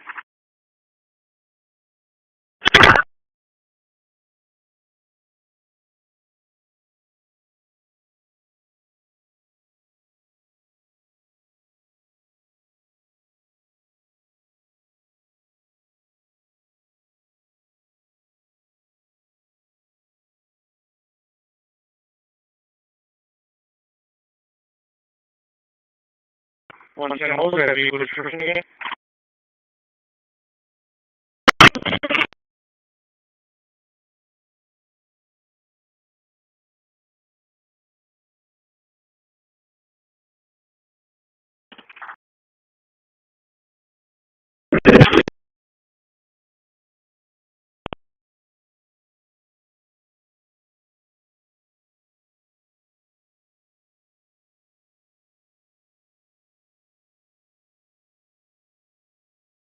And what's there?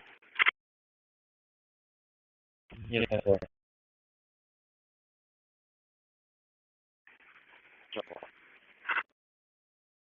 It's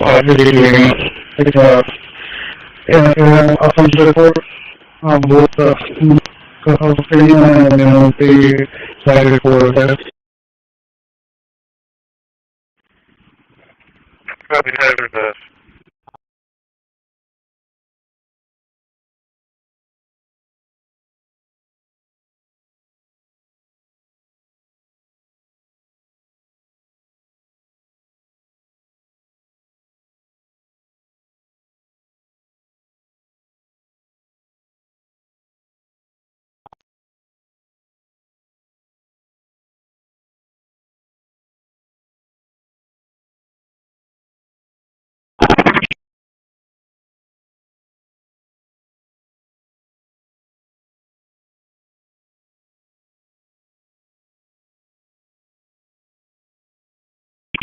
I'll be clearing out today.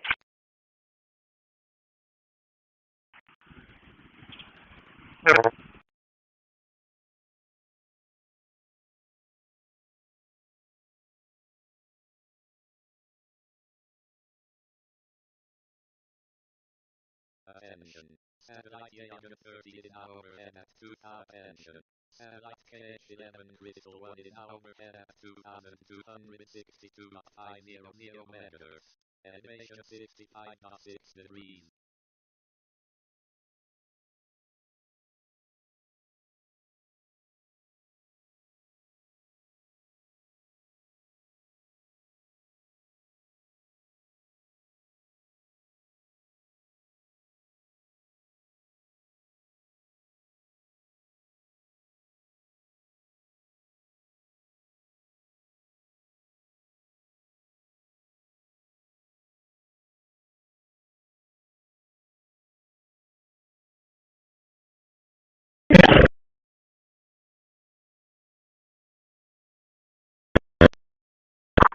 I'll be finished.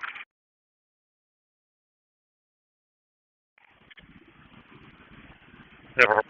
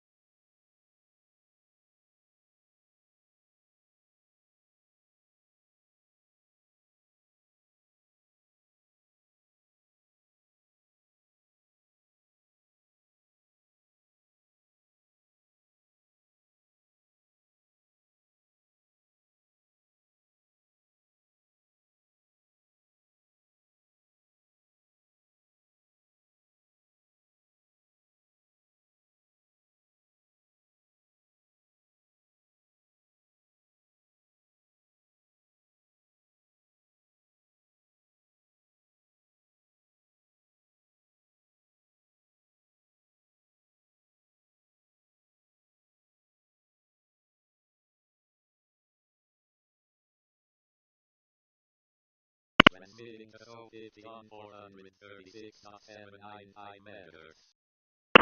12 to 7. 10-4.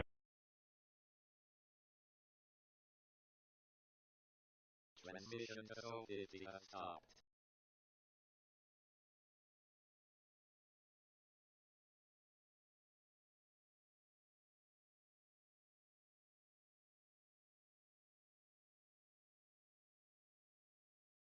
Transmitting to Atlas 3 on 2,276.000 meters.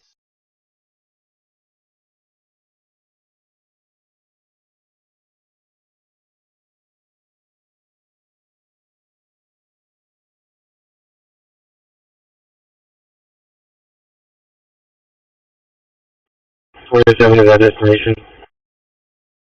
27 to 4.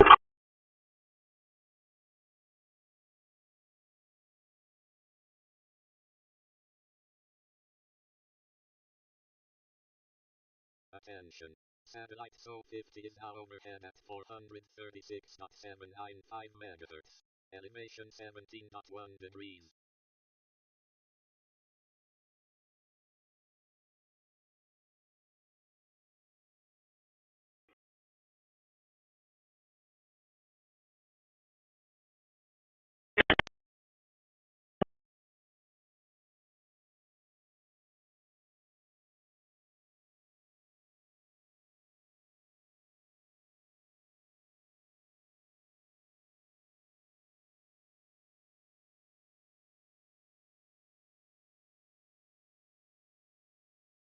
Content news record going for 146. Probably.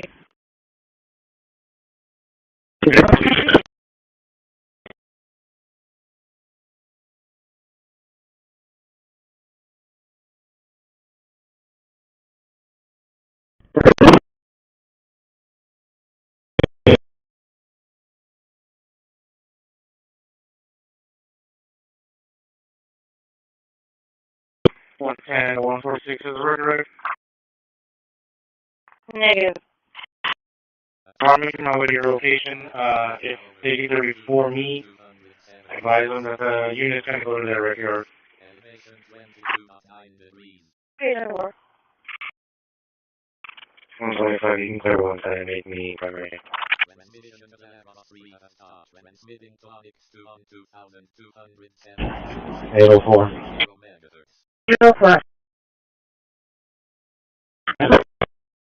Being around to 202 South Venice to attempt to make contact with possible owner of the dog.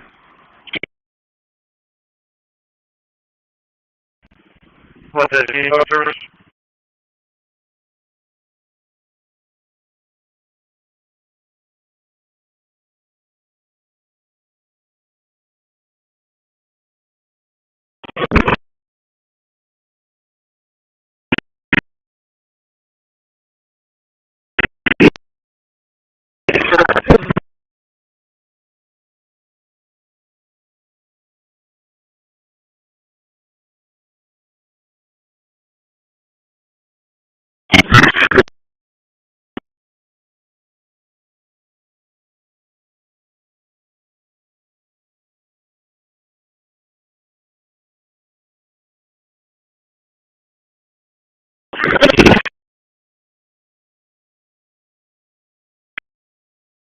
Okay, you can't take photos.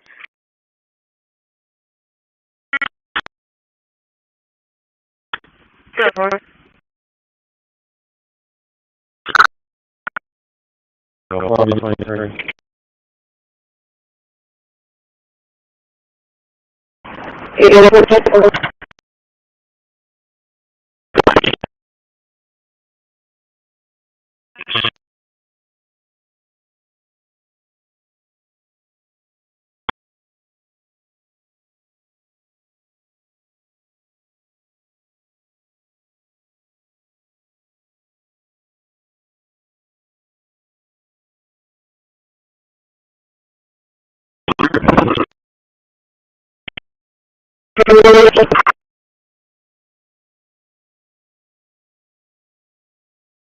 Hi, can you hear me?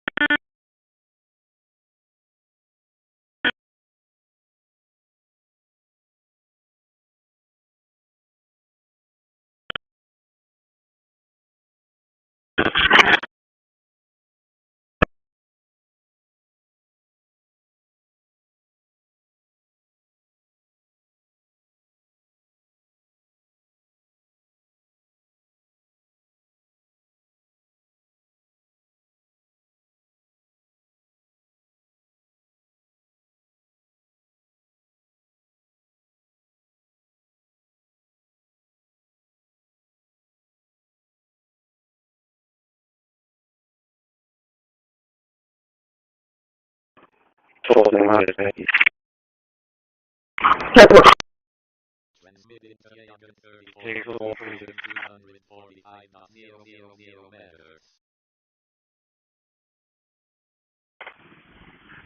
Travel. Mission 334 has stopped.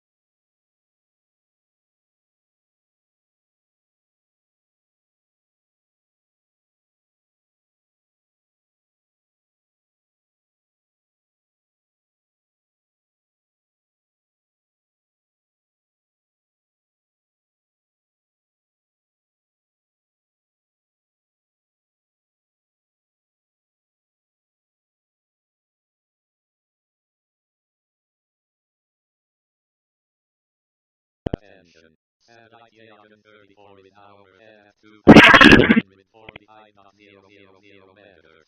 Elevation 29.6 degrees.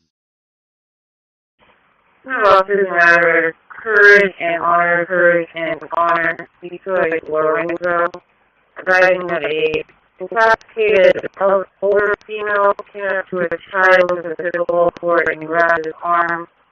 Was trying to pull the kid, saying it was her grandson, and it is not. And then friends who put the kid's throat with a beer bottle.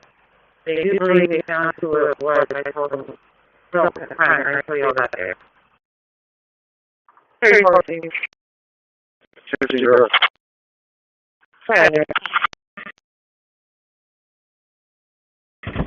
They will provide contact with APA animal control officers who will be inbound shortly to my location.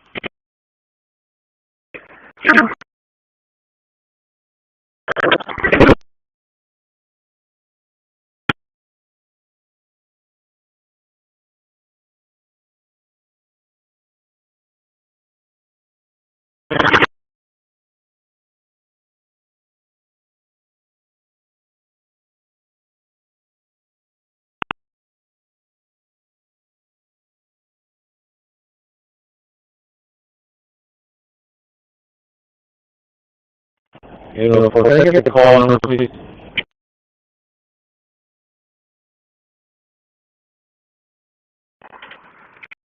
Seven four 7-4.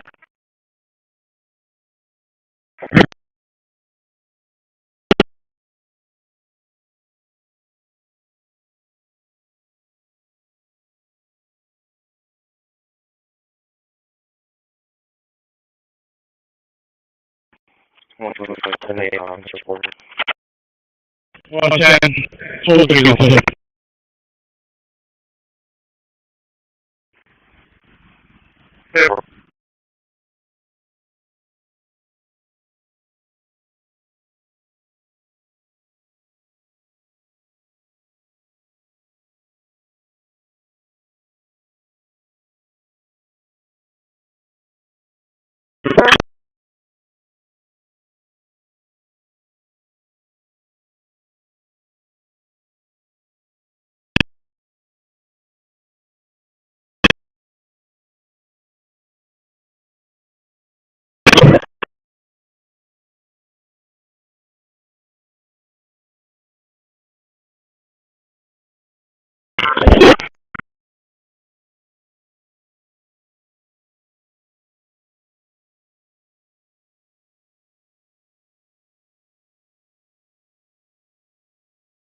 Hold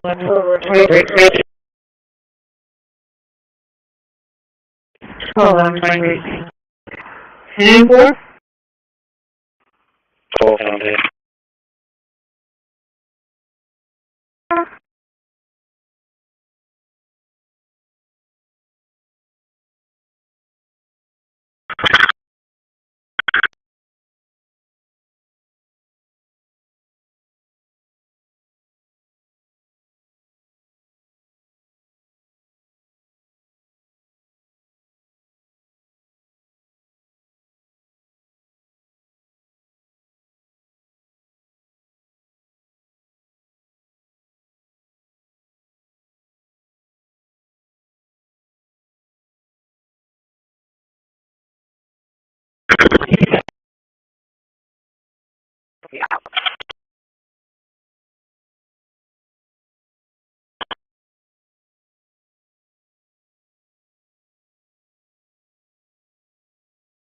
Robert 0 Robert 6860 Robert 0 Robert 6860 8893 and 1074.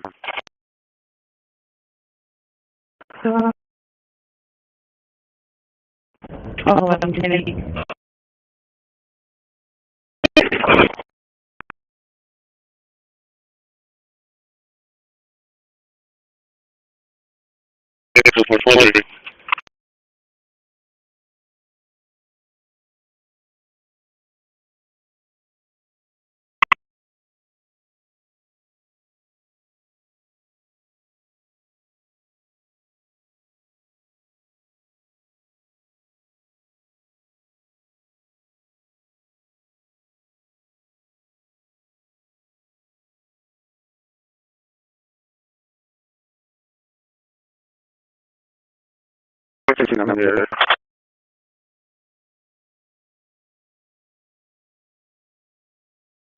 Christi.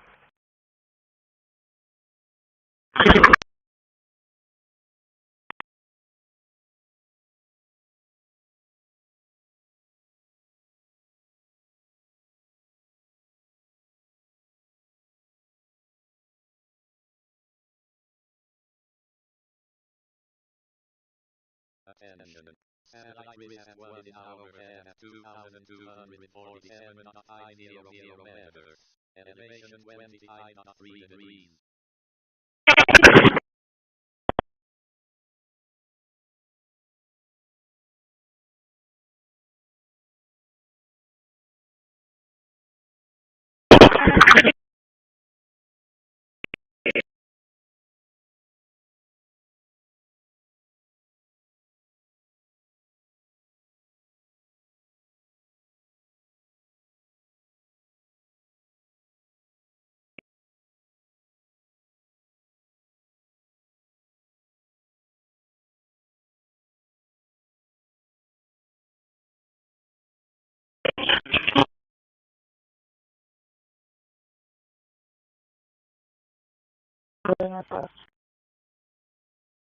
Corpus, CCPD.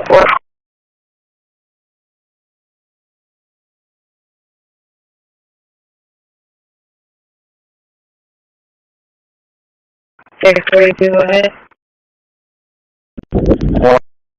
9437 with the 16 2437.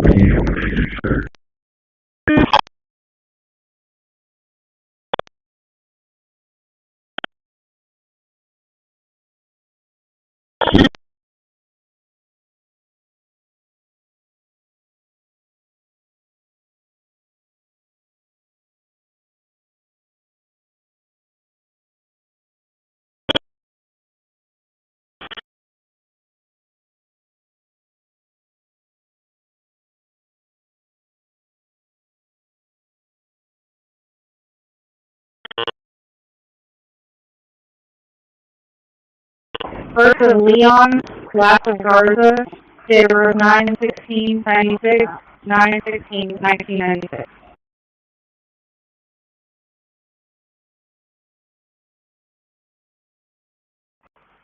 Crazy.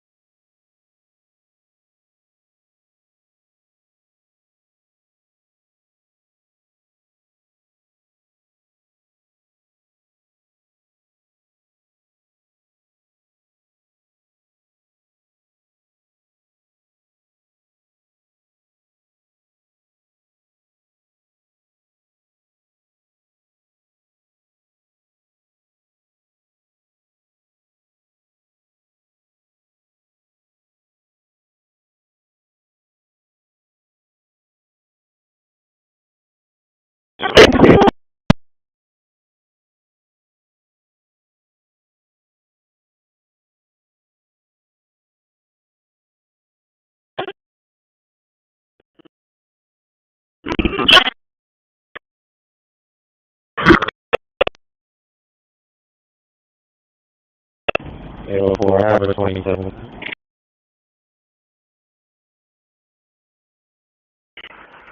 804. 209 35-600 20-93 5600. Attention. Satellite cache well to in hour at 2,262.500 meters. Elevation 27.7 degrees.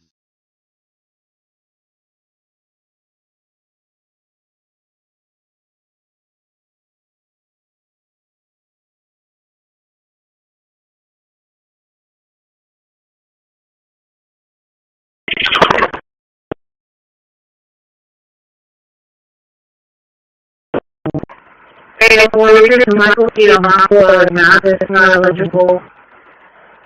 Cybertruck fire 2022, he's clear. So,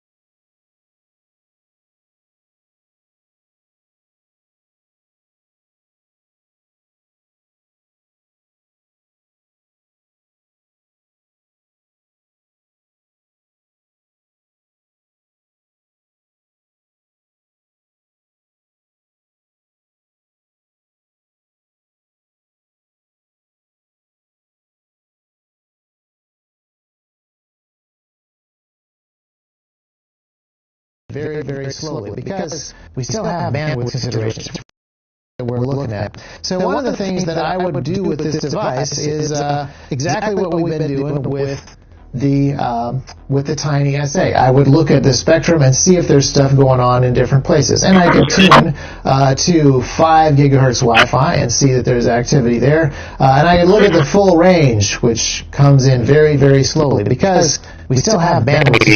We're looking at all the radio traffic. It's going to take a while for us to actually see all of it. But the cool thing about this device is it has some smarts, it has some intelligence. It can do more than just show me the waterfall graph. It has a whole bunch of different receive modes that will let us collect different data. So if we're looking at other information, like ADSB information, we should be able to start picking up transponders from aircraft. Let me just turn on and see if we can some increased sensitivity. Yeah. As soon as I turn on our amplifier, we start to see more aircraft. So the way that this works is that modern aircraft all have transponders on them. And the protocol for that transponder is called ADSB. So if we're able to detect that signal, we're able to do more than just see it on the spectrum. We're actually able to decode that signal and see what it says. So we're looking at this particular aircraft right here and looking at it on a map. That is where it is in relation to us, and we're able to grab some information about its altitude, 36,000 feet, good cruising altitude, and oftentimes there's other information here, depending on how the transponder is set up and who they're flying for. It often has heading data, and it often has speed data, and it often has airline data and country data as well. So if I'm able to capture data from these different aircraft, not just the signals themselves, I'm able to get a lot more information.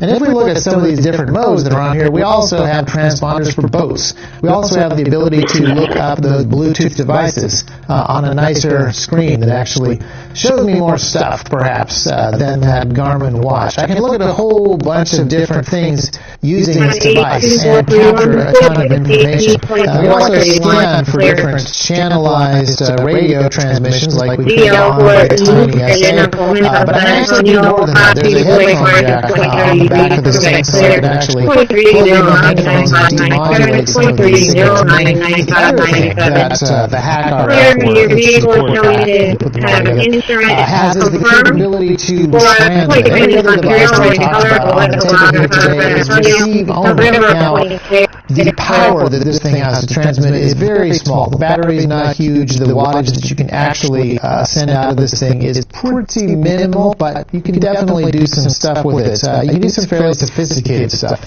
In this video up here, we actually used it to not just jam a GPS. I would never jam GPS. I think that's technically a crime. But we did spoof a GPS signal and got a GPS device to think that it was in a completely different hemisphere using just files that we put on the HackRF itself. So the things that you can do with this device are pretty incredible. And the reason that I think that it's worth looking into this device is because it gives you some smarts in addition to just the sheer data capture capability. A lot of this stuff is kind of hard to learn. This is the second time that I am shooting this video, and it's gone much smoothly. The first time we had some camera issues, but the main thing that we had was a recognition of the fact that I have forgotten how a lot of this stuff works. These are all perishable skills.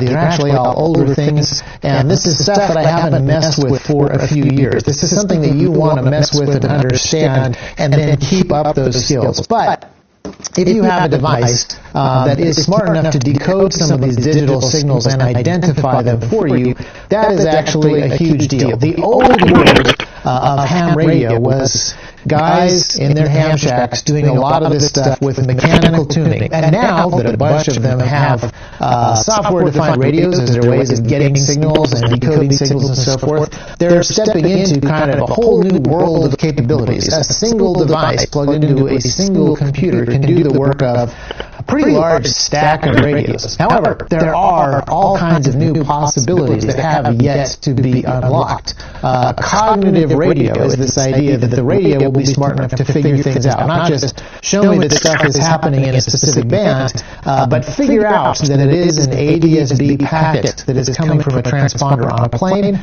and then decode it for me. And there's a lot of stuff that's getting much better at this. We've talked about Meshtastic and LoRa. This is one of the few digital modes that you probably could kind of decode with your eyes if you wanted to. Once you send a packet, particularly if you use one of the slow modes, you can actually see not just the LoRa traffic on the screen as a signal, but you can actually see the signal moving left to right as the spread spectrum protocol goes up and down. You can actually decode that into ones and zeros and then type that into your computer and turn it back into an actual message, which is very cool, except for the fact that you should really just let the computer do that for you.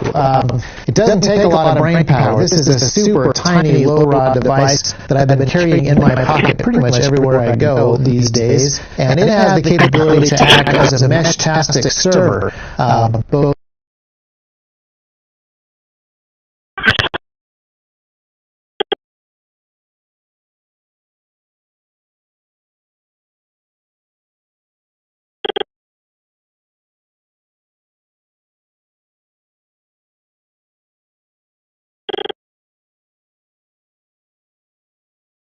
Attention.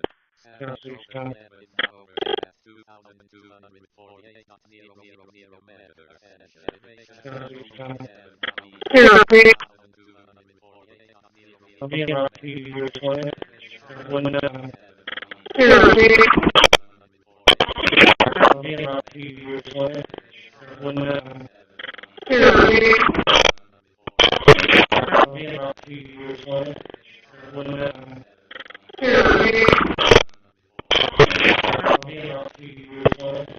Elevation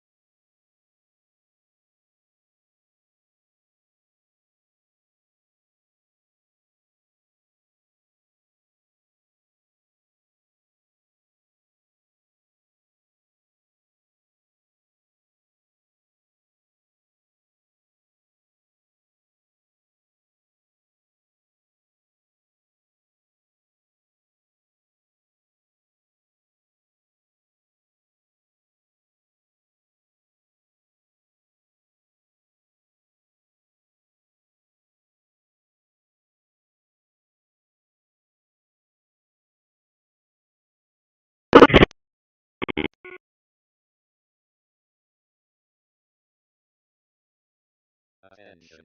Satellite SRGO4 is now overhead at 2236.000 megahertz. Elevation 20.3 degrees.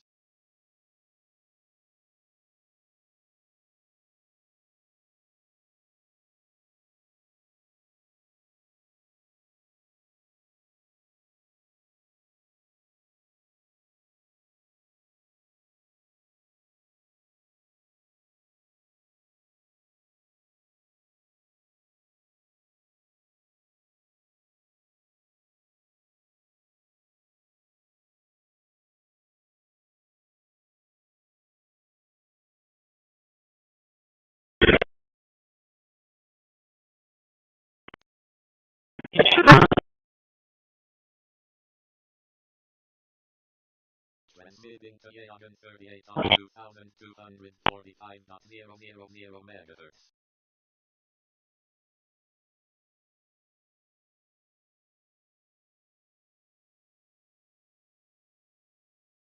Transmission to Yagan 38 has stopped.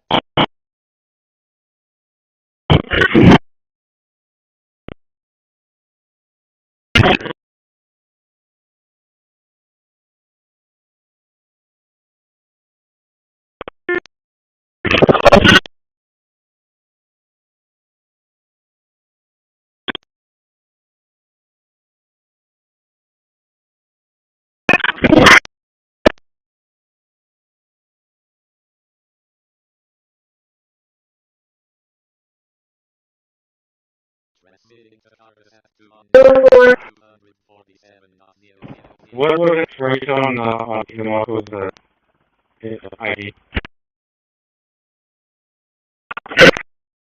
2022. Remaining.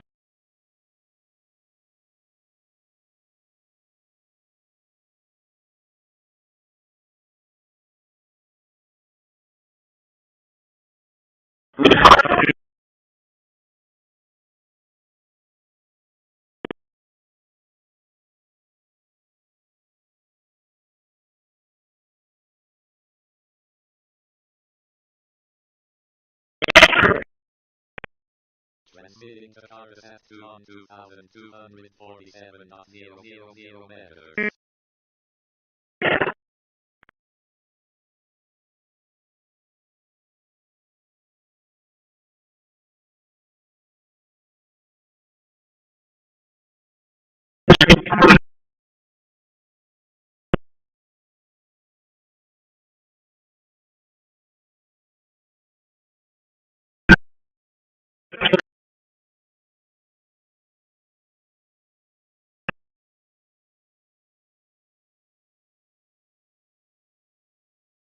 Attention. Satellite Yagan 38 is now overhead.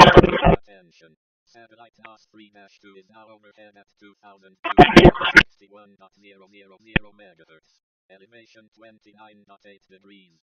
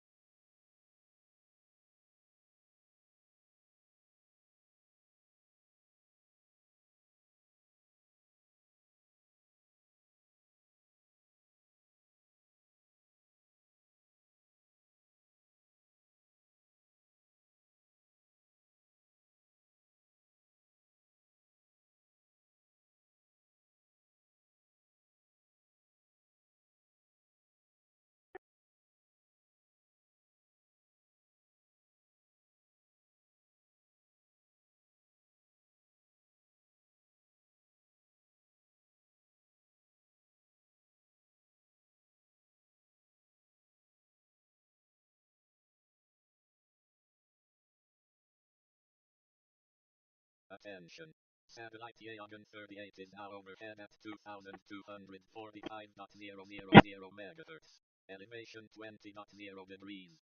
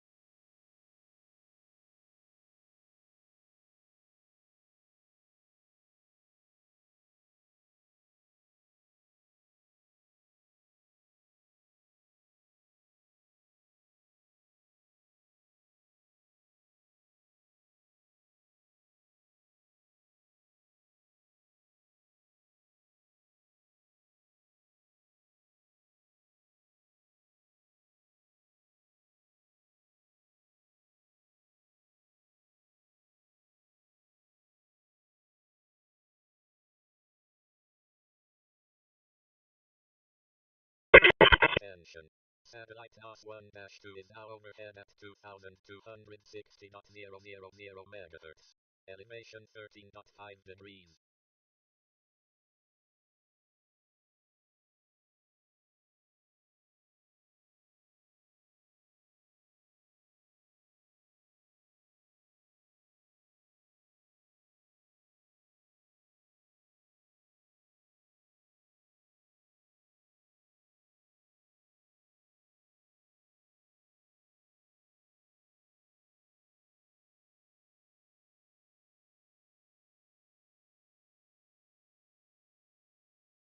Transmitting to NOS-1-2 on 2260.000 megahertz.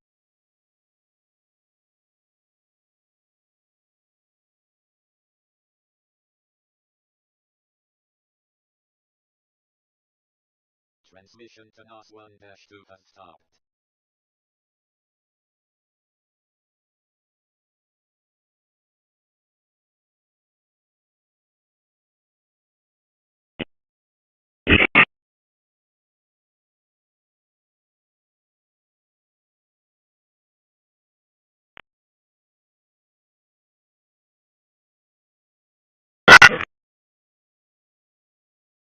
Attention. Satellite Yagan 41 is now overhead at 2245.000 megahertz. Elevation 21.2 degrees.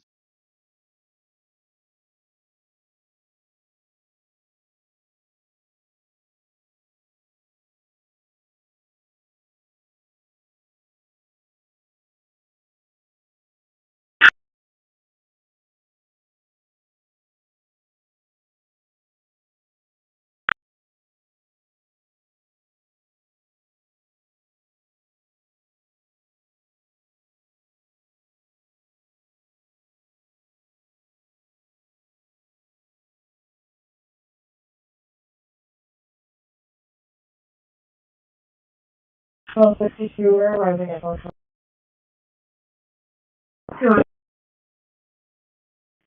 27 Railroad. 972.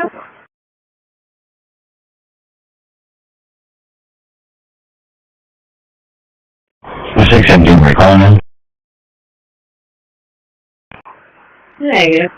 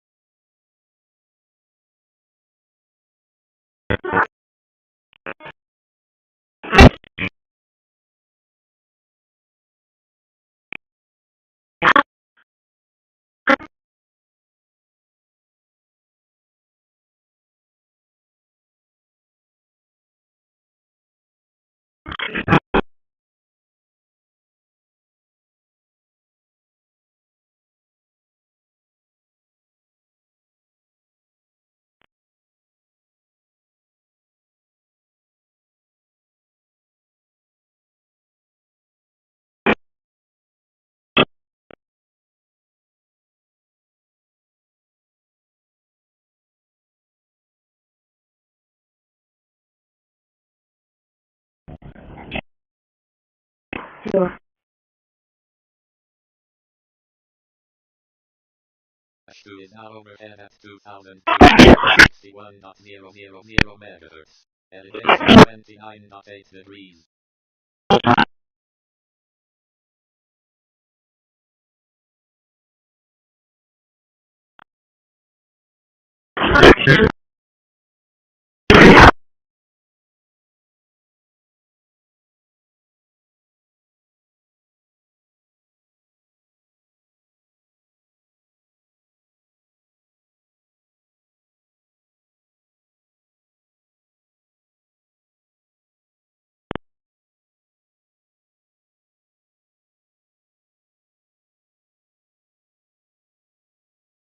Then 260.000 megahertz. Elevation 13.5 degrees.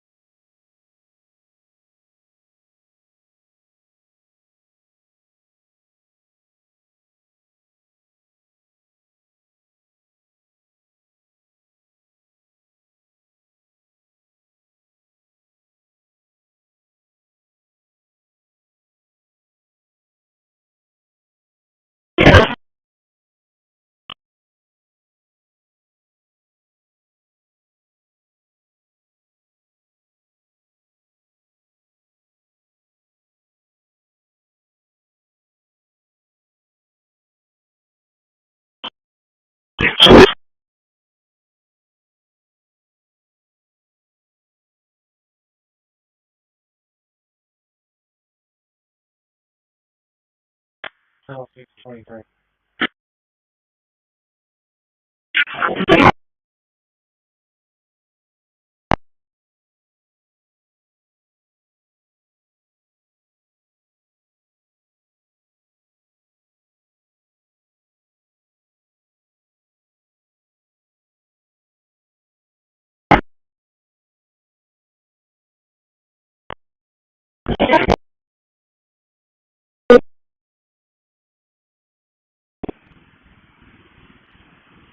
Hey, it's Leon Rolls Disturbance. Currently going to be on Wildcats from 181. Yeah, Black Mazda flashing lights at the RP. Let me correction, they're taking the Wildcat exit. Table. Satellite Condor 1 is now over 2,242.50. 110.9. We're out. 27.9 degrees. Table. Here's the 28th, Black Ford Fusion 2012, out of Corpus. Meet that. 10-4. Which side of Wildcat? Do we know those heading north or south?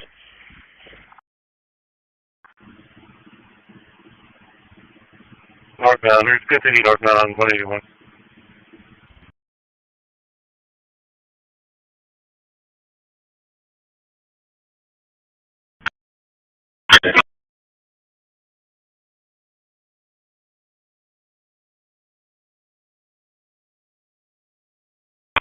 Okay, so I'm downstairs. 10-4.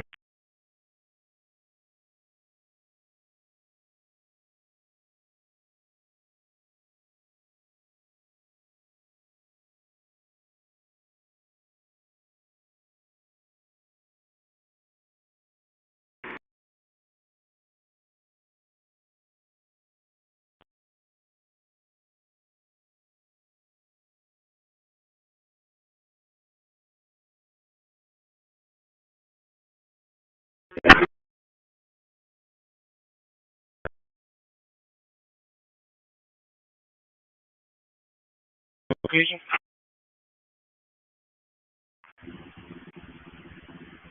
The RP is going to be in a purple Charger. She continued north down. The other vehicle took the north right. The Black Focus took the north right.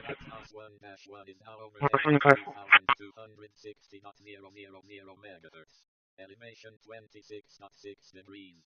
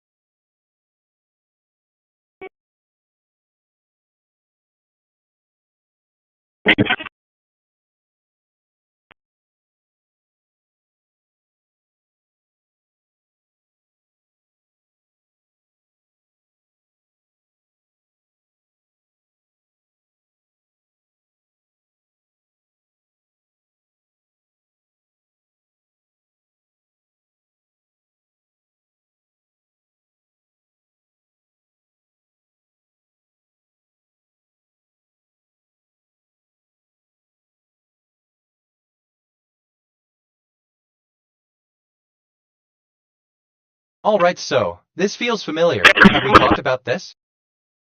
That didn't land right. Or phrase? A. You can use a computer to simulate a planet. End of text.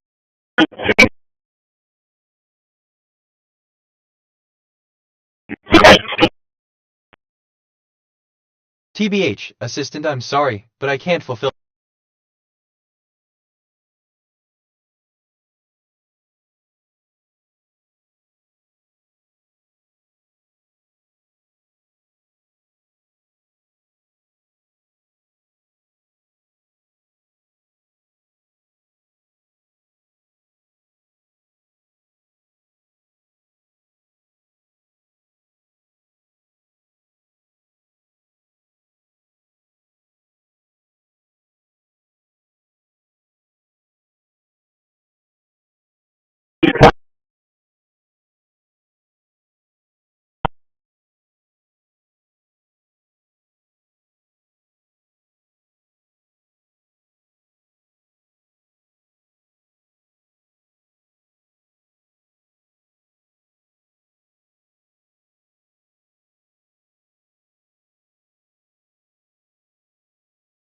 Techno Force Pilot.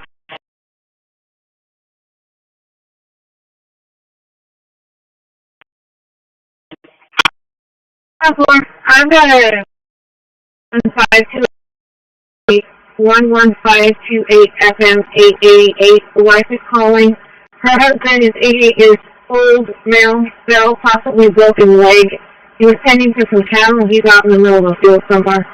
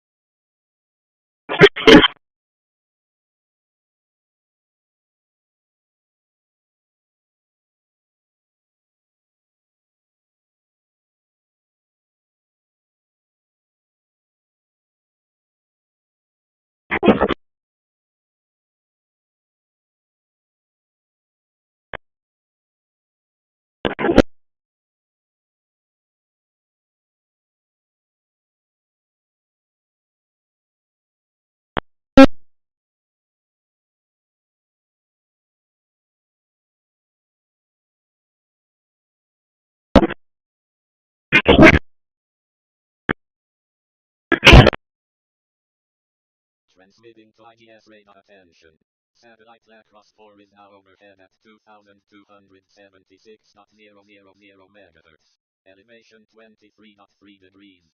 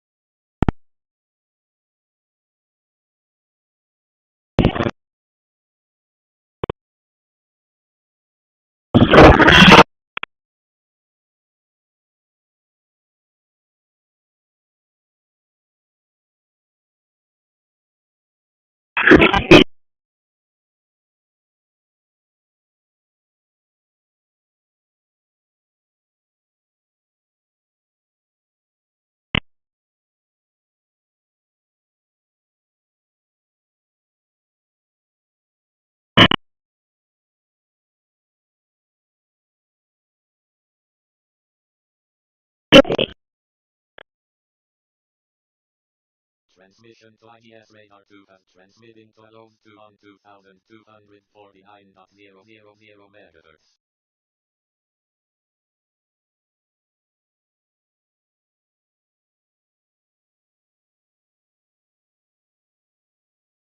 Transmission to alone 2 has stopped.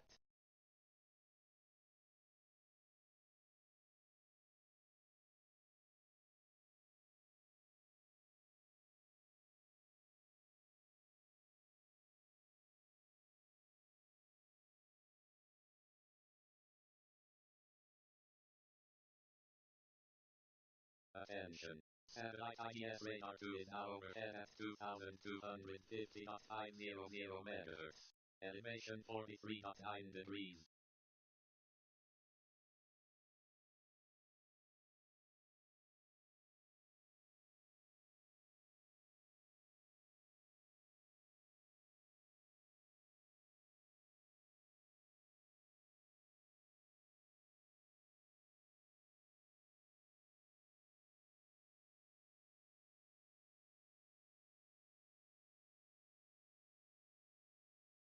Closest issuer for Northwest.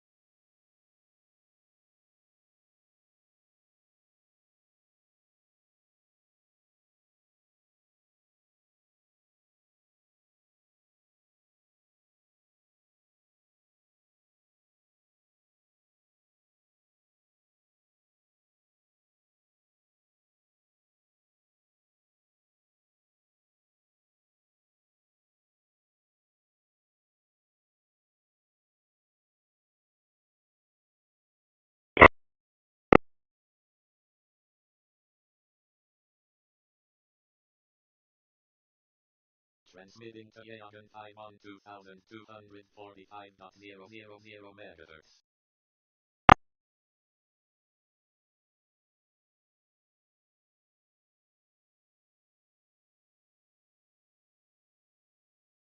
Transmission to Yagan 5 has stopped.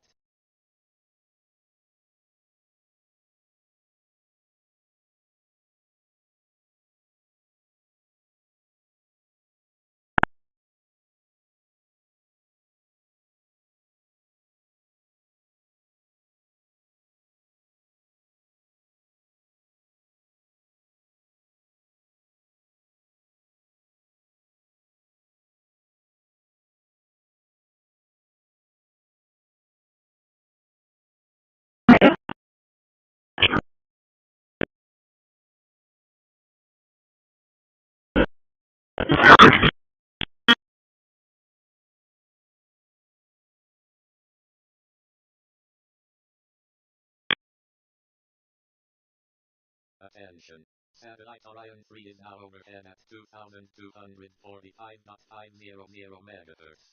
Elevation 60.0 degrees.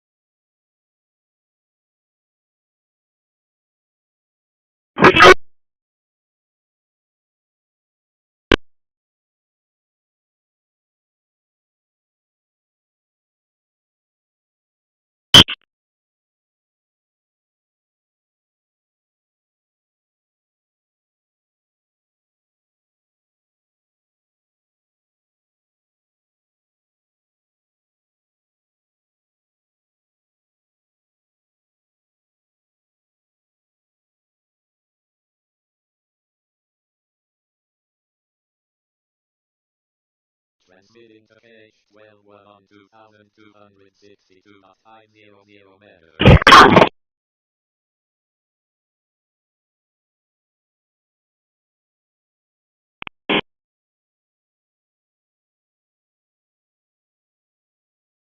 Transmission to H12 has stopped. 27 to dispatch, we transporting code 1 to northwest.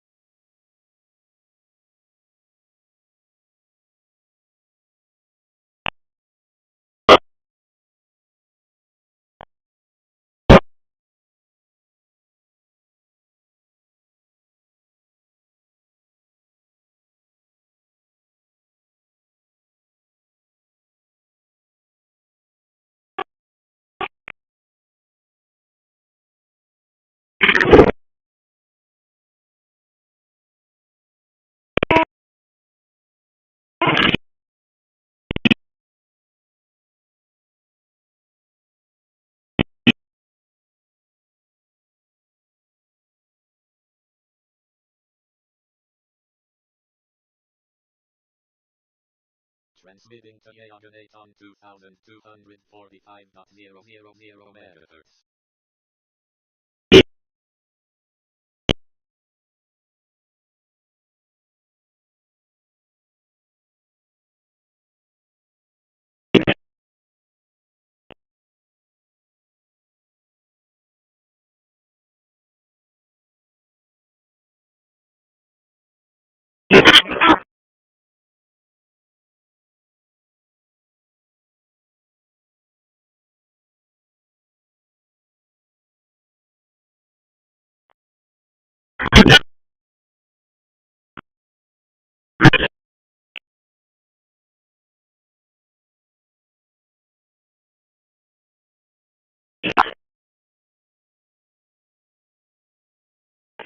Thanks for your traffic.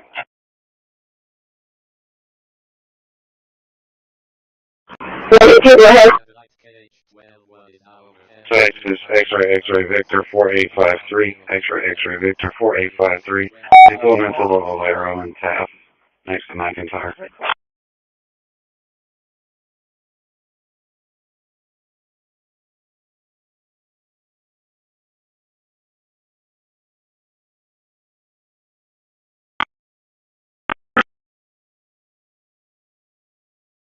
Six oh four. 604. Hey, came from here to the state park. You were out with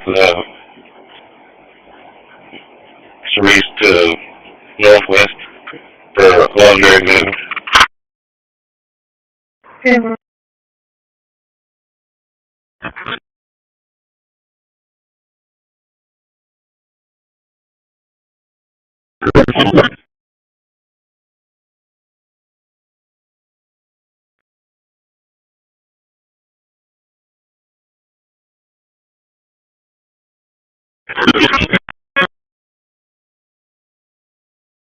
Attention. Satellite Yaganate is now overhead at 2000. Attention. Transmission to Yaganate.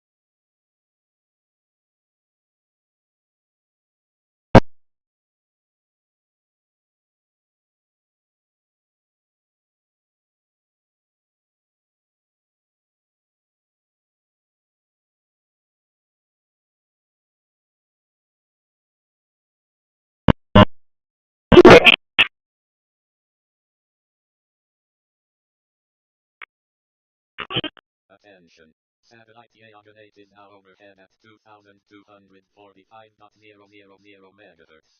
Elevation 41.3 degrees.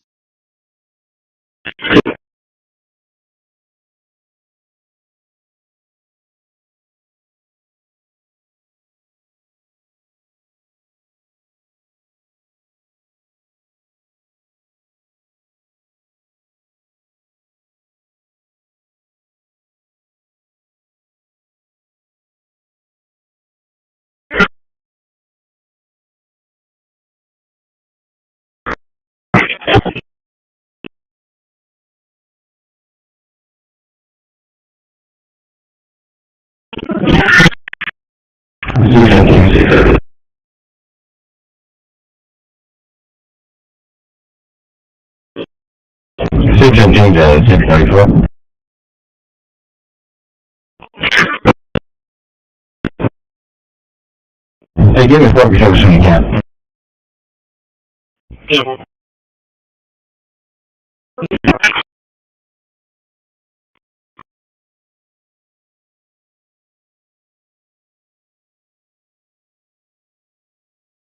Eight oh four. 804.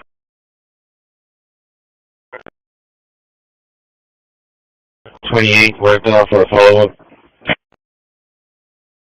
2-1.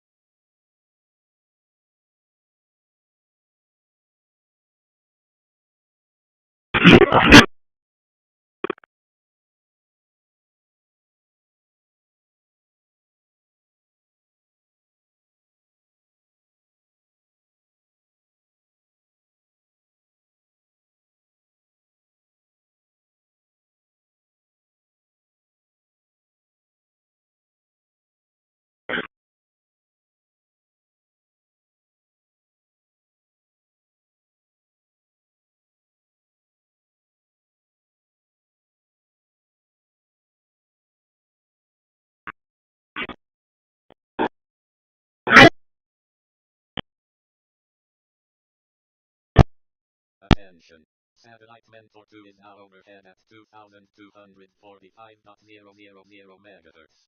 Elevation 30.1 degrees.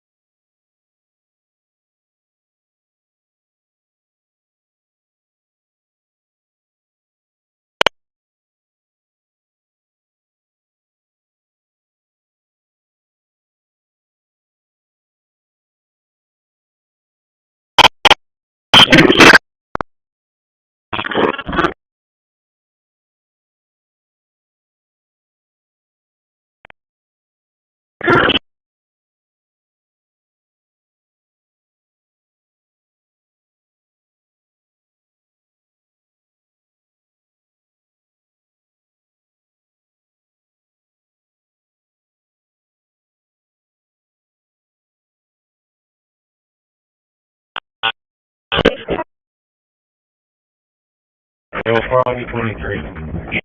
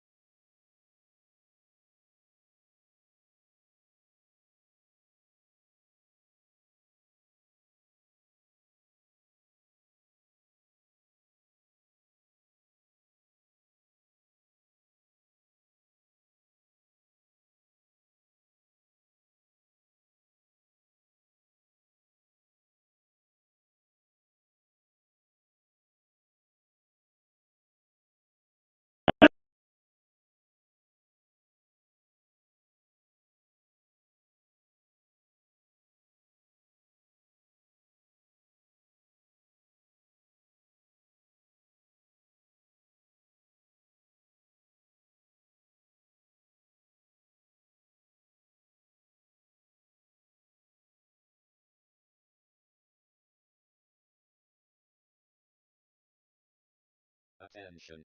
Satellite OFAC 60 is now overhead at 2,248.000 MHz. Elevation 36.2 degrees.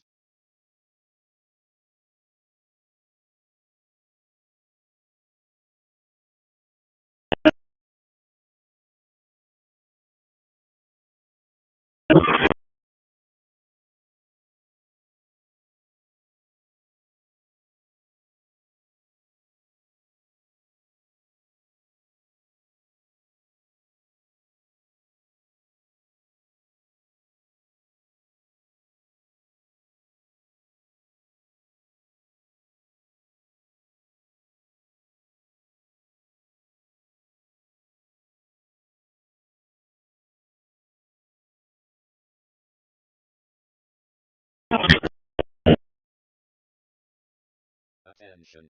Satellite Yagan 70 is now overhead at 2,245.500 MHz. Elevation 37.5 degrees.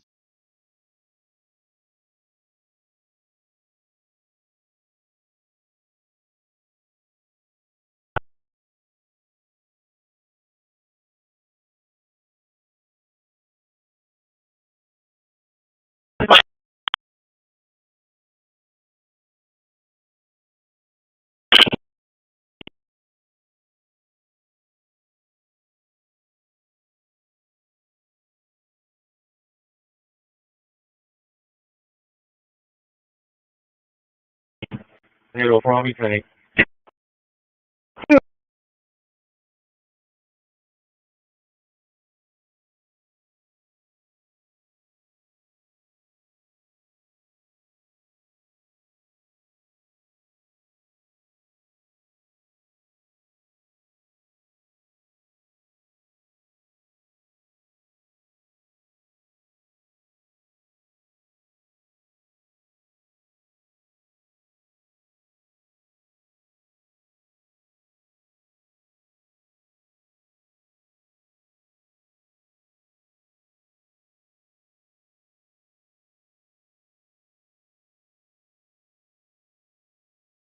attention. Satellite KH-11 Crystal 2 is now overhead at 2262.500 MHz. Elevation 62.6 degrees.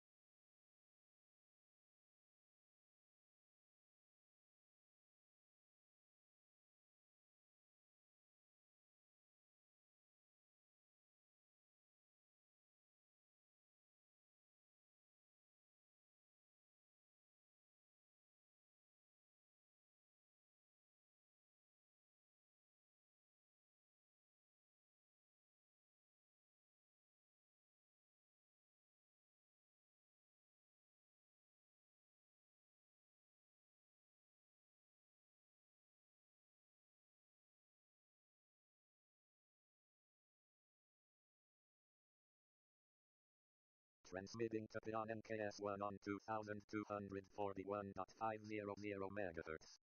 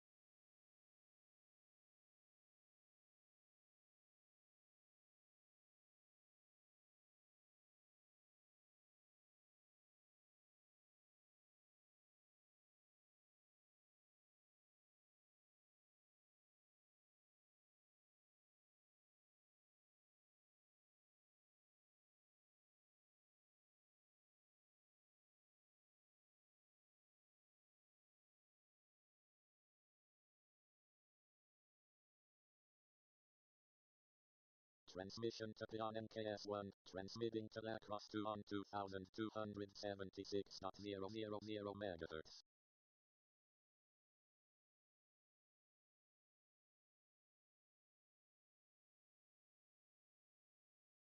Transmission to La Crosse 2 has stopped.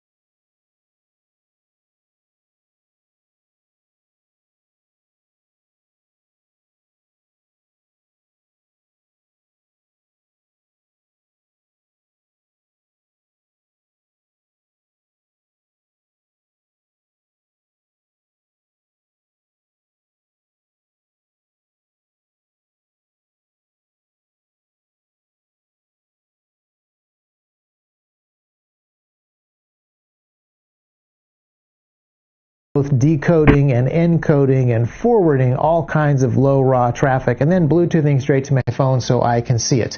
So this doesn't have to be a super hard job that takes a lot of work to do. Our devices should be smart enough to do some of this stuff for ourselves.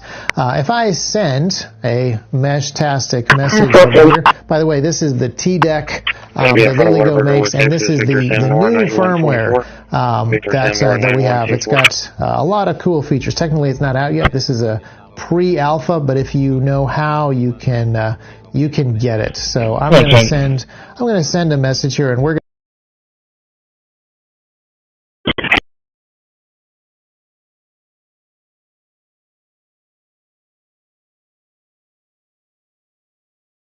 no answer.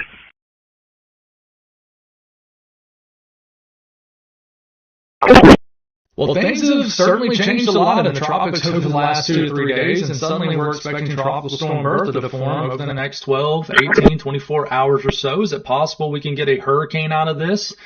It is. It's pretty low, but we'll go over everything in this morning's video. First thing we'll cover is current conditions for this system, what's going on with this morning in the Gulf. And then we'll go over all new model data. We'll speak on impacts and what we know. And then we'll have a segment where we just kind of nerd out with you guys a little bit, discuss what's changed, why it's changed, what's the trend right now, what could promote strengthening, what could prevent it. And then we'll have a segment for the severe weather outbreak that could unfold later on this afternoon, this evening for a large area of the country. Don't want to leave you hanging there. My name is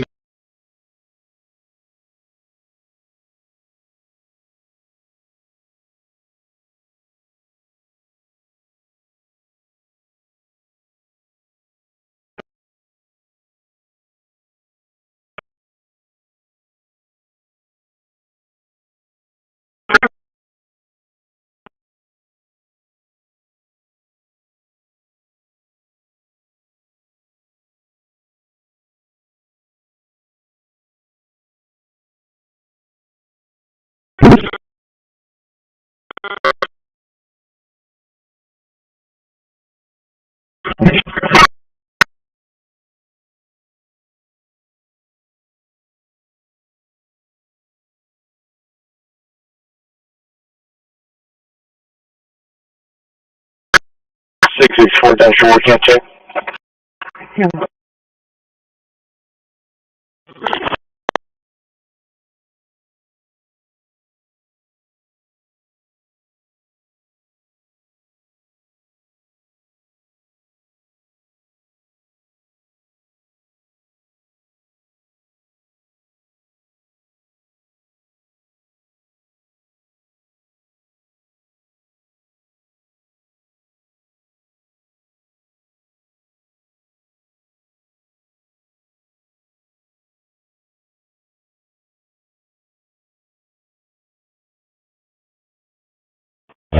She said June, that's why I'm lobby tonight. Sure. 634 on direct, 10-8. Yeah.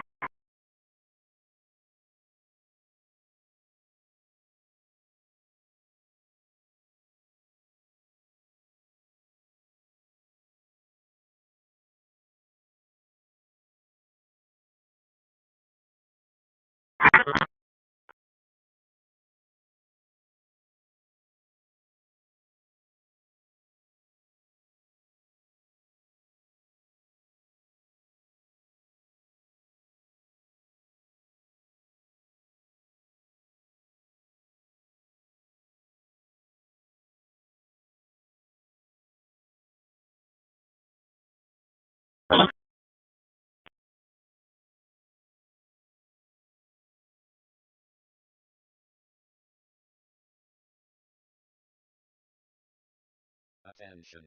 Satellite Ashmore's GO2 is now overhead at 2,236.000 megahertz. Elevation 10.0 degrees. Early on, I think it's just. Oh, yeah,